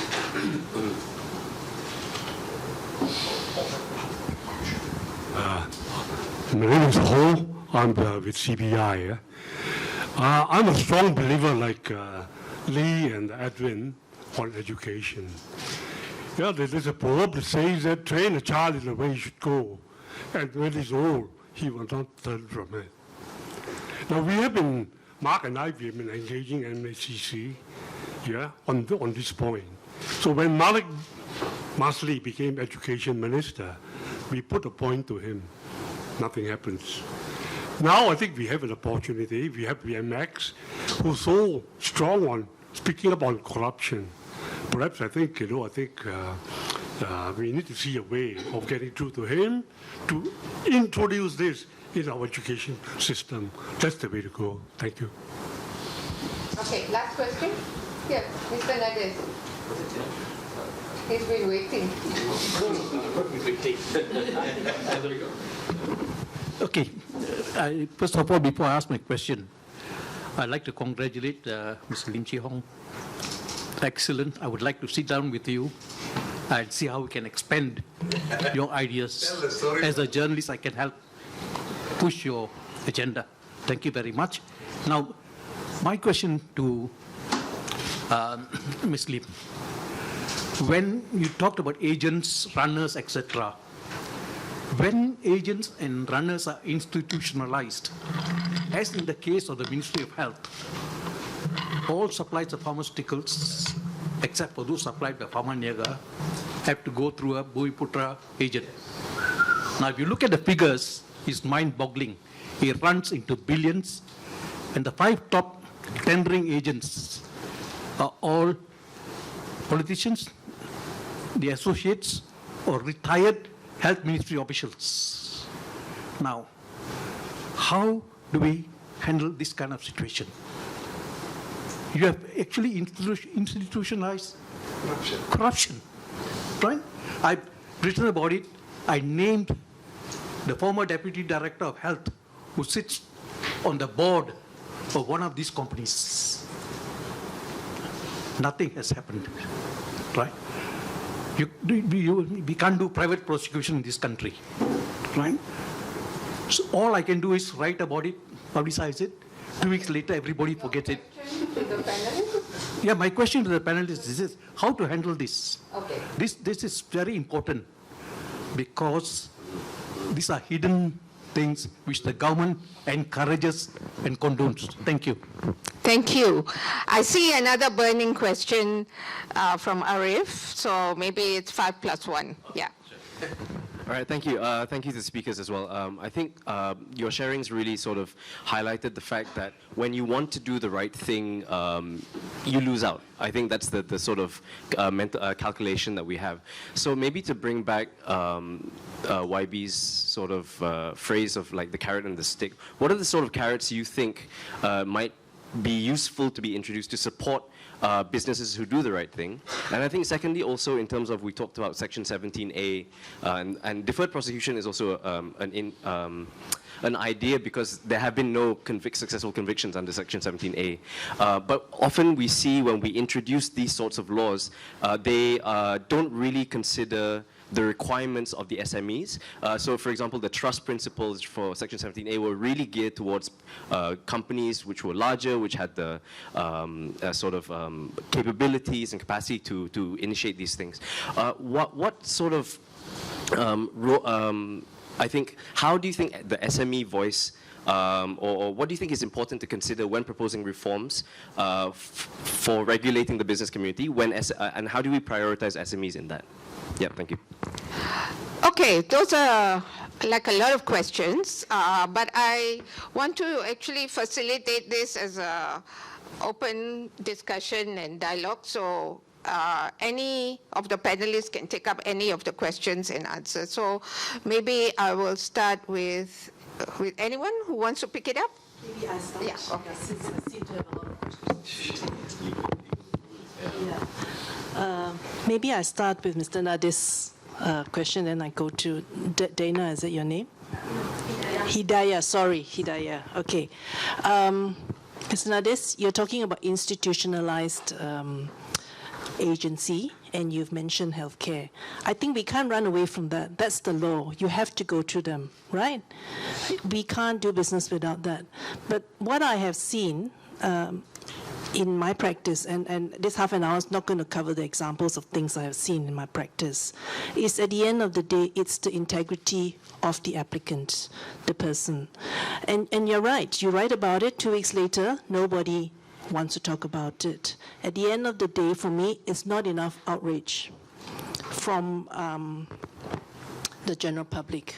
And I think there's also relates then to the question of where is SME's role in terms of this law. And you mentioned, I think, Amir, that the trust principles, the corporate liability seem to be catered for big organizations. I think for that, I think Mark and I, we've talked about this many times. How do we get the SMEs involved in this? It's so difficult. And I will tell you from my practice for the last 5 years, well, more than that, because corporate liability was enacted in 2019. We had 2 years to get ready. And we had so many, we went and gave talks and we talked to people. The buy-in definitely was from big multinationals, international companies that already are used to it. So for them, adopting corporate liability, getting the trust principles is not in. But I have to say, the buy-in from SMEs was so low. The first thing they asked us is, how much is it going to cost for us to get this done? Okay? At the end of the day, again goes to another principle, education and what we are used to. We are used to this life. How do we break out of this life is what it is. I cannot change, Mr. Nadis. I cannot change what can we do to this. The Famaniaga and all those things. It's the regulation. You can't do that. It starts from us. It starts from the ground. It starts from education. It starts from even the business people buying in the first place. This may not be a good answer for a lot of SMEs. When I first started doing compliance work about 15 years ago, I was also a Malaysian like all of you. We were not taught business ethics. We were not taught a lot of things. We grew up knowing about kopi money, paying the policeman, and things like that. Yeah? But my first eye-opening experience, I will tell you, is when I deal with international companies. And they come to me and they say, oh, I heard that this thing is tainted. I heard that the local people have done this. They paid some money to get into the tender, to get into the project. What do? Of course, we start an investigation, we find the culprit, and then we do the civil part of things. We don't do the criminal as another side. You suspend the person, you sack the person, you take disciplinary action. And then what happens next? And this is what the international organizations tell me. This project is tainted. I will withdraw. because I cannot, in good faith and good conscience, continue with this project that I know is tainted. And if enough people do that, and that's what happens overseas, this is going to be the norm, not our norm. I don't think it's a very satisfactory answer. I look at his face. But this is what I deal with every day. We cannot fight the system as it is one-on-one. It takes the whole society and enough outrage to do it. Correct. So, hold on. Just anyone else wants to make a comment? Okay. I believe there's no quick fixes. Yeah. If the issues have been so inherent in the system, or maybe, somehow we trace back. I just want to, quote one politician that say, it's the Chinese that pay us, that's why we are corrupted. That's where all the corruption from. Yeah, no, it's just a quick bit. But maybe, I think, is it because of culture? Or is it because of certain practices that's accepted over the years? Right, I'm from a squatter area when I was young. The young, when we were young, when we were not behaving, you know what mom always say? We'll call the police to come take you away. Yeah? I think that's maybe that fear of the authority that has been inculcated in a different generation. But certainly it takes one whole generation to change, and what is the best way is through education. But before a whole generation can change, we just have to start somewhere, and we start a bit by bit to change the different. I think just to quote an example, very simple, yeah, you see a lot of schools during when the school break or off time, yeah, you see all the cars double park, triple park, and that's what it says. What it tells the kids. I think it really all starts from the adults, and it's not just the education itself. Education, you have the formal education which starts from school, but the parents makes the difference. Yeah, I really admire Mr. Lim. I think it's not easy, yeah, to adopt I would say, no facilitation transactions in Malaysia. Right? It's a lot of guts. I think I was asking YB Wong just now. You've been very quiet lately. Seriously, I've not heard of him for a very long time. And he admitted it. We are now in government, there's a lot of things you can't say. Are we all giving up? Yeah. No. It is all not that great. Okay? I believe, I was afraid it's not all not that great. It's all of us that make the difference. If you look in the room, there are a lot of young people that are actually very interested in this topic. Right? It is not, you're talking about all age, our generation that's interested. You see, look at the young one. I think this is the little bit that makes the difference. Yeah, I think I pass on to others to talk, otherwise it'll take too long. Yeah. With regards to corruption and also whether it's rod or carrot, I mean when we abstain from corruption itself, there is a direct correlations that the chances of you getting business is going to be much lower, right? So what we do to sort of like pacify our own community is that we actually convert the company to become a community enterprise, so that every of the employees actually share the profits of the company, trying to pacify them in the sense that we might be getting lesser business, but the share of the profit will goes to you. And that is a double whammy in the sense that you go against corruption. Already business is tough to do, and at the same time we are also sharing profits with the employees. And we get into boardroom tussle. Some of the board members just don't buy it because it's that how can we in existence still not making enough profit to grow the company. But I think over the year, with our persistence, the company has actually grown because we go overseas and we go to places that value integrity.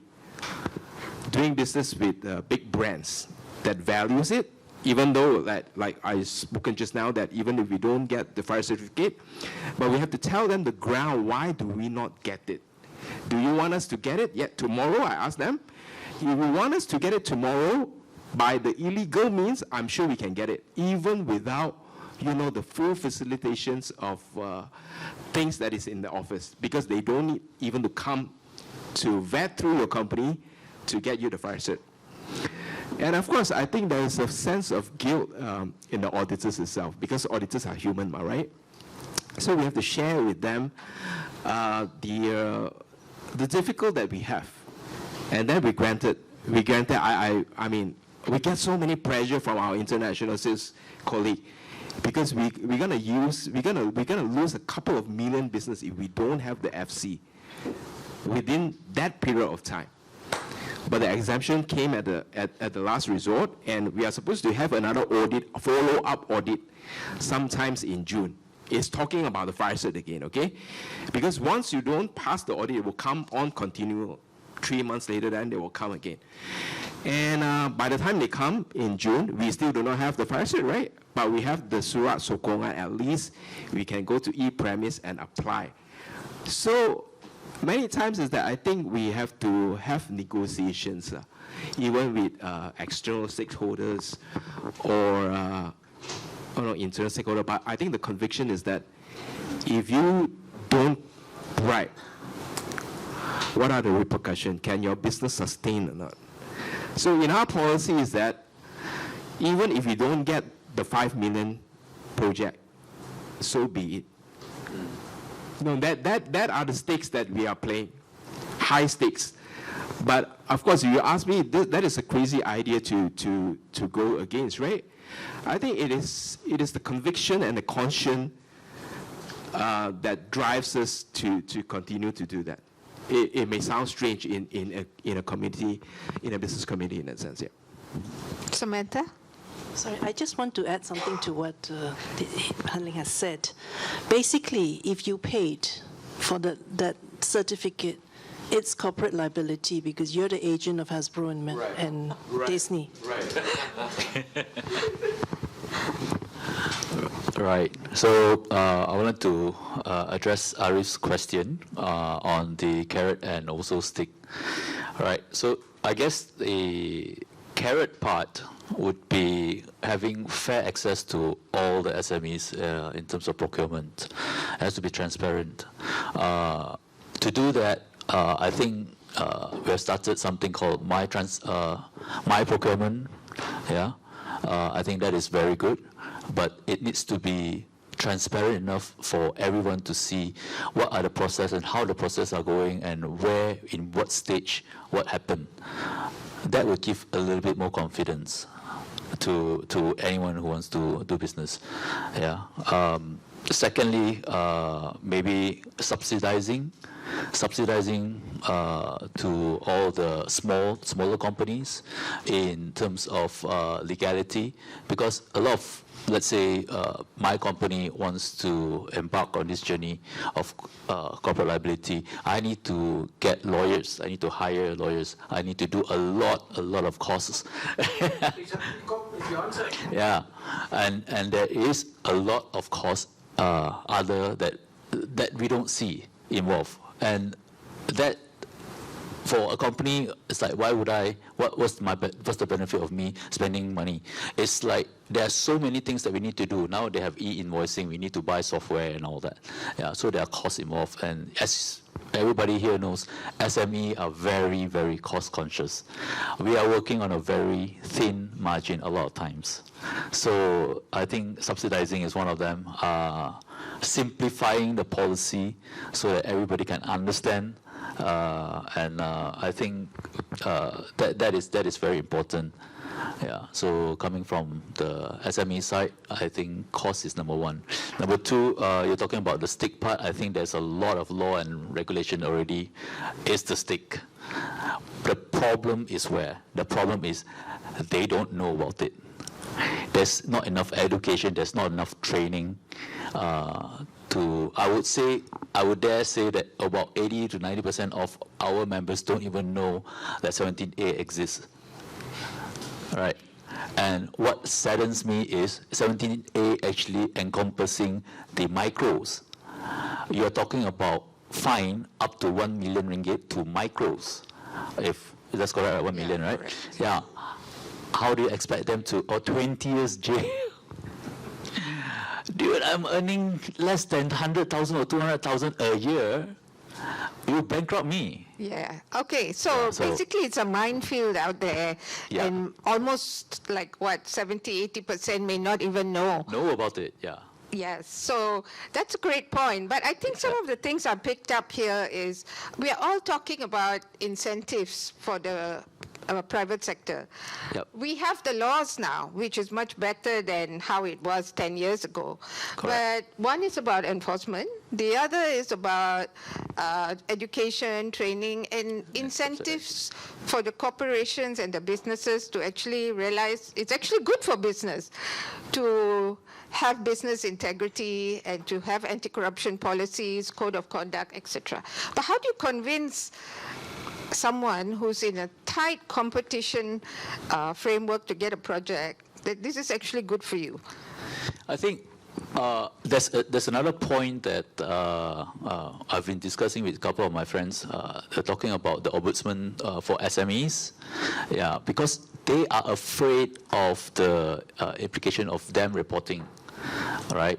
But currently, the most issue they find is actually with the municipal. The ombudsman now don't actually involve. Doesn't have a jurisdiction on is very much on agency level, not towards the municipal level. They can't do complaints properly without being feared of implications. So I think that is something that we could push for, and with that, if that is implemented, I think the general feeling would be okay. If something happened to me, I can report it, and things could be done. Currently, I can't, and I won't dare to, because my business is really small. And yeah, thank you. That's from our side. Thank you. Any more comments? I think with integrity issue, it has to be top down for sure. It has to be top down. What we have established in the company was that we formed a zero corruption committee that comprised of managers, only managers, no directors can be involved. So our claims will be read through, every single claims. When we get invitations to travel, we have to first decline the hotel, lodging, and also the flight fees. And with that sense, I think to actually ask SME or mid-tier companies to come along, I think firstly, the board of directors will have to have a buy-in. If they don't have a buy-in, I think it's pretty difficult to penetrate the ideas of getting things in order. And that is why I've been working together with Mark, also perhaps maybe in the future with William and Edwin, that we can show what we have done over time. Because we are ABMS certified, so we basically have all the protocol best procedures actively being registered into the system. And of course, we will kindly, share with the people that, who wanted to have, because sometimes we may think that, going for a training, it may cost like 10, 20,000 to get used to it. But can we do the training in groups or not? In groups to help the SME in the sense that, to bring forth that, actually spending on trainings on corruptions are not that don't have to pay a hefty sum on that. We can do a collective actions to, to get this along. Yeah.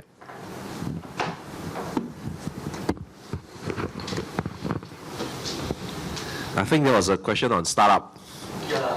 Yeah, I think your question is whether a startup, whether your business model, or would you have to engage yourself in part of the unacceptable practice? Yeah. I think it will be particularly harder for startup because you are now just entering into the business world, the competitive business world, to establish a foothold for yourself. But again, I believe if you have a good business model, you have a good product at the right quality, at the right price. I think certain practices, I think Malaysia are not that great, okay? I've been working in the bank for all my years. Not everyone need to engage to certain practice that is unethical. Yeah, I think it's the perseverance. I've seen, I think the most burning, as what's been said, is the certificate of fitness or CCC now. Yeah, there are customers that just insist and persevere, and finally they got it, whether it's 1 year, 2 years, or 3 years. So then it's a matter of everyone playing their part, yeah? Startup, I don't think you need to engage to that practice. It's a matter of you have a good products, a good service at the right price. You should be able to penetrate into the market. But what if those that like we're coming with the mindset of flipping money? Sorry? Flipping. The mindset of just flipping the business, the project doesn't exist. Real value. I guess even it applies to existing business now. If you are there's nothing prominent or nothing different or an edge over your products. It's the same whether you are a new startup or your existing business. Yeah. Huge social implications at the back. Okay. Yeah. In what sense, new social implication at the back? Meaning that people trust you on your branding or whatever, whatnot, and your business start there. Then money is invested. And we have seen our institutional financials, all these things are putting money into certain things which until at the moment we don't see anything yet. Oh, so I guess it's a financing scheme or a business scheme that didn't turn out the way it should be lah.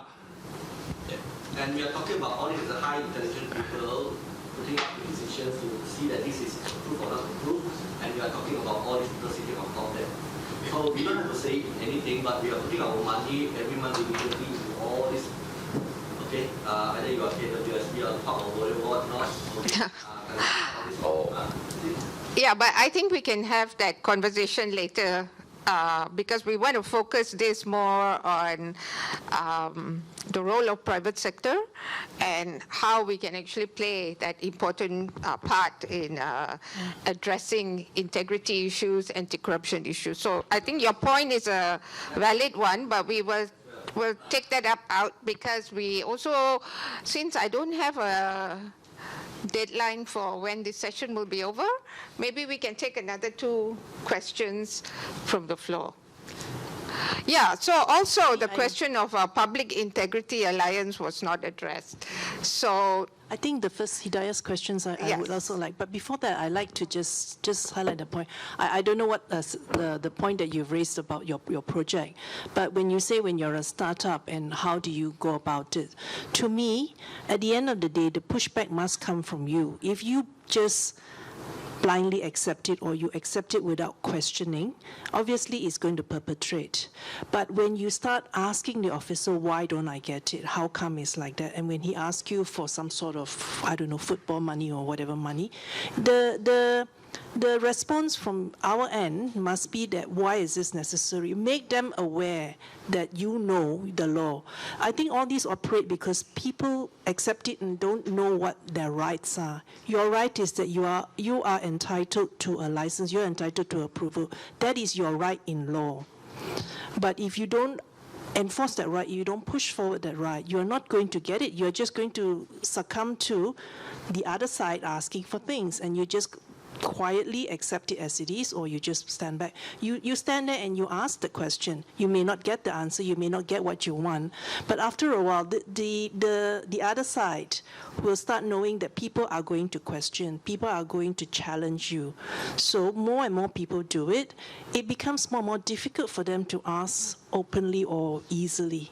I think that's what it is. You need to stand your ground, know your rights as a citizen. I mean, you know, we always laugh and say in the US, you know your rights, you always have these rights. We have rights too as Malaysians, and these are our legal rights for that point that we have to push forward. Whether you hit a wall now, eventually you will break that wall. Is what I have to tell my clients, because there's nothing they can do. They're just hitting their head against the wall now. But enough people tell them that I will not do this, it becomes more difficult and more embarrassing for them to openly do it as the norm. It's no longer the norm. Yeah, that's the right that we need to enforce on. That's what. And I just want to just quickly answer what Hidayah has asked about corporate liability. Yes, at the moment, corporate liability is only to one offence. It's only an offence if you give the bribe. Okay, it doesn't cover accepting of bribe. It doesn't cover all the other offences, but they remain offences under the Act. It's just that the corporation is not liable. I think I didn't fix the law. I think the most important part is to stop that giving of bribe for business advantage. Maybe in the future it will be advanced. So to me, yes, baby steps. We can't have everything, but it doesn't mean that it's not an offence if you accept. It's still an offence under 17 and 16 for that. Okay, maybe can I ask you to elaborate on Section 17A is actually very powerful if it's enforced correctly, because it has an extra-territorial approach, which means a Malaysian company registered here but operating overseas. Is there an implication for being so charged? long as there's a nexus to Malaysia and your business is getting an advantage out of it, it doesn't matter where the bribe happens. It also doesn't matter whether the perpetrator is overseas. It actually, the nexus is that you have some sort of business in Malaysia and you get an advantage from that. And again, as I've said, it's very powerful because at the end of the day, it reverses the burden of it. There is a presumption that something is given is actually a bribe until you show that I have taken all steps that I can to prevent the bribe. So at the end of the day, it is also some sort of an education in the sense that it forces the company to take action to prevent bribery. Because it's very easy for you to say, I didn't do it, it was the subcontractor who did it, so I'm not liable. Okay? Now, before you onboard that subcontractor, you have to check that they don't do things like this. And if they do something like this, as I just said, Mr. Lee Han Ling can just say, I can just pay for the fire certificate and then I can do business with you, Disney. But Disney, if Disney has a presence in Malaysia, will be liable for corporate liability because someone else has given the bribe. As a supplier, right? So it's not just people in your own organization, it's people outside of your organization. It's actually a very powerful position. And in the last 5 years, we haven't got a conviction. There's a case that's still going on in court at the moment, so we haven't got it, is what it is. The other thing you've asked is about the DPA. Does it give the impression that at the end of the day you can get away with things? Okay? Now, the theory of the DPA is good. There are pros and cons in everything that we do. Okay, the pro of a DPA is that at the end of the day, if you do a criminal case, you take away one branch of it. Whatever happens to the tree, the root and all, is still there, right? You can kill one, the other branch can still be bad because the root is bad. So the aim of the DPA is that it goes into the root of the problem that you have in your company, okay? So in that sense, it resolves a bigger picture than just merely cutting off the offender. And the offender is usually the small guy. It's not the big guy. So the DPA, in theory, is good practice for that. Of course, you know how it's implemented and what it's become. And the story we have nowadays is DPA is just a money-making machine for governments because fines can go up to $1 billion and the money goes to the government. So that's what the problem is. The theory is there, and I think it's right because at the end of the day, people are going to give the fall guy out. You can go and convict and send my small guy to jail. I got someone else to do the work. That's what the DPA resolves. Okay. We might need a follow-up session for legal compliance training and all. At the rate the questions are coming. But I've been reminded by the C4 team that we have to wrap it up. Cynthia, so I'm just going to give the panelists 2 minutes each to say what you think are the most important things that the corporate sector can do to play its part to fight corruption, including when you engage with government, because I want to connect it back to Prof's book and the misgovernance that takes place when you actually enter into some kind of engagement with the government to get permit, license, all this kind of stuff. So the 2 minutes for solutions, because I want to end this on a note that we're not just talking about how difficult it is to do business and how difficult it is because corruption is systemic. It's everywhere. It's structured into many forms. So 2 minutes to think about how we can move ahead. So anyone? Okay, I'll start with me first. With regards to the fire certificate that we have, in the very beginning, I don't handle the project. It was my boss that handles it. So when he found out that, you know, he couldn't get to resolve it, of course, our boss, I passed it on to me. So then what I did was that when the government agency come for inspection, I don't send managers to attend to them anymore. So I attend to them myself. I attend to them myself, then bring them around the entire factories, go with them every single details.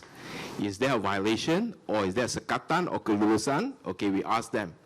And then we ask for a closing minute. We ask for a closing minute. And I say that, Tuan, have I met all the requirements that you have? He said, yes, but there are something that you need to fix. I said, what is that? That's something that I need to fix. Then he brought it up to me. He brought it out to me, and then he said, okay, these are the things that you need to, you know, carry out, doing it to make good. I said, okay, I will do it, okay? In the meantime, with your evaluation, is my facilities good enough to get a surat sokongan? So he said, we don't have a problem with it. The problem is that when he brings that particular item back to the office, then he said, you know, the committee says that you have to do this. I said, okay, doesn't matter. Give to me a black and white. What are the violations? Sekatan, from where? Which term in the Fire Act that I do not meet? Give it to me one by one. They say, okay, we'll list it out to you. And then, but they never come back, but they give us a surat sokongan yesterday. That's also another thing is that if they don't reply within 3 weeks or 2 weeks, they have a KPI, you know, government department. They have to come back to you in 2 weeks.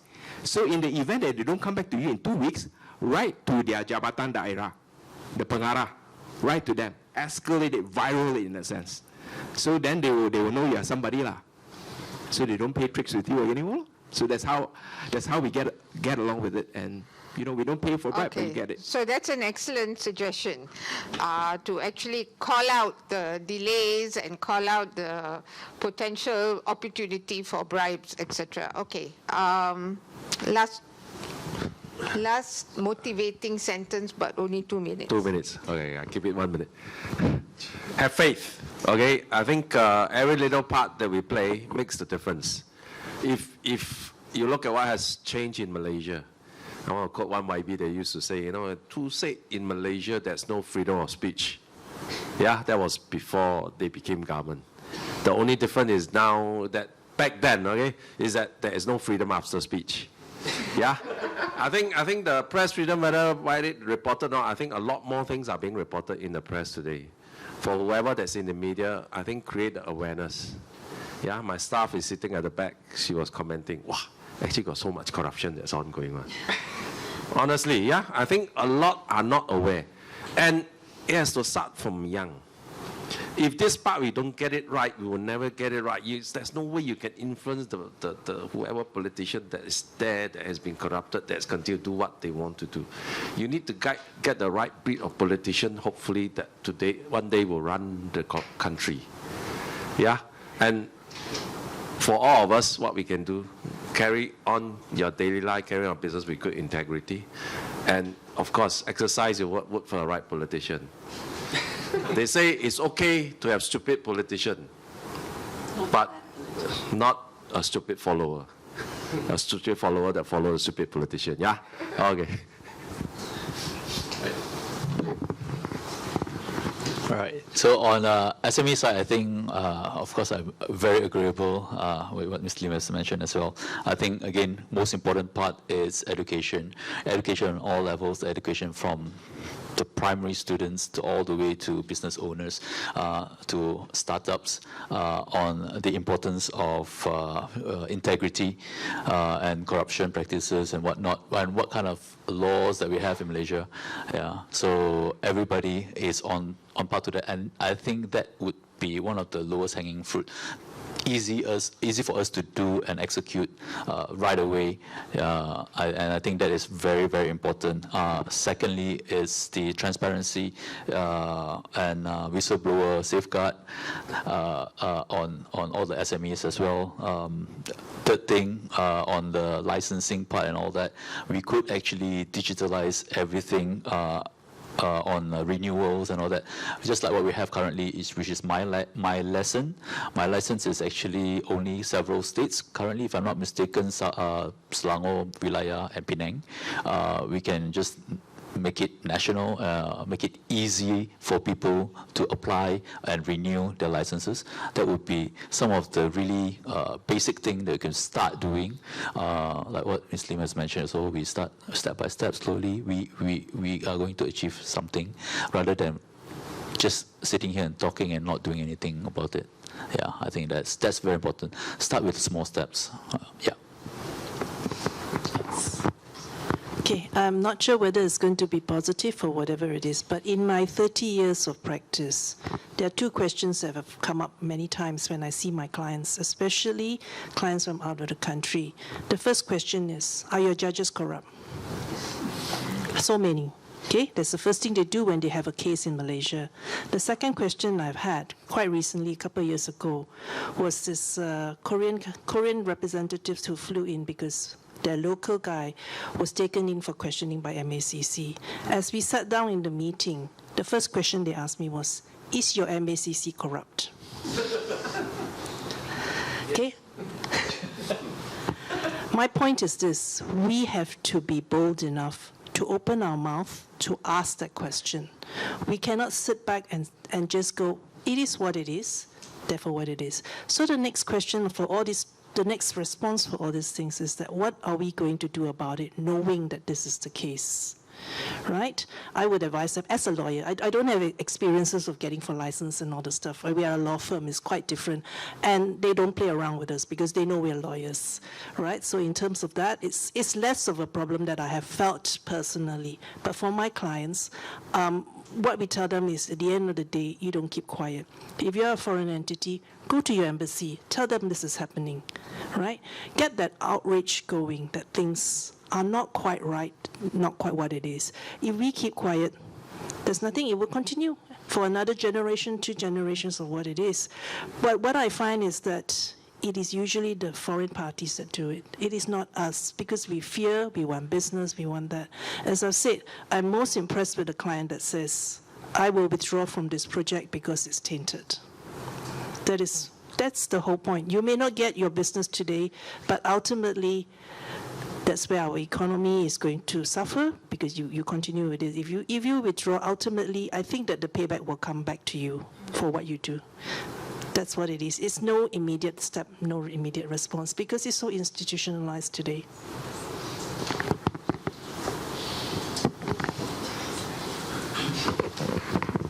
Okay, this has been a really great conversation, and it's just a starting point of how we can actually have even more understanding of the law. And I think the point being emphasized about the shift in cultural mindset in education is so incredibly important, but most of all is about how to address the tone from the top, the structural reforms that are needed in government, and also with top CEO leaders and business owners, that this is actually a conversation worth pursuing. So please join me in just giving these panelists a big round of applause. All I can say is we hope to have you all back, because there's just so much more to have a discussion and to understand how we can move forward.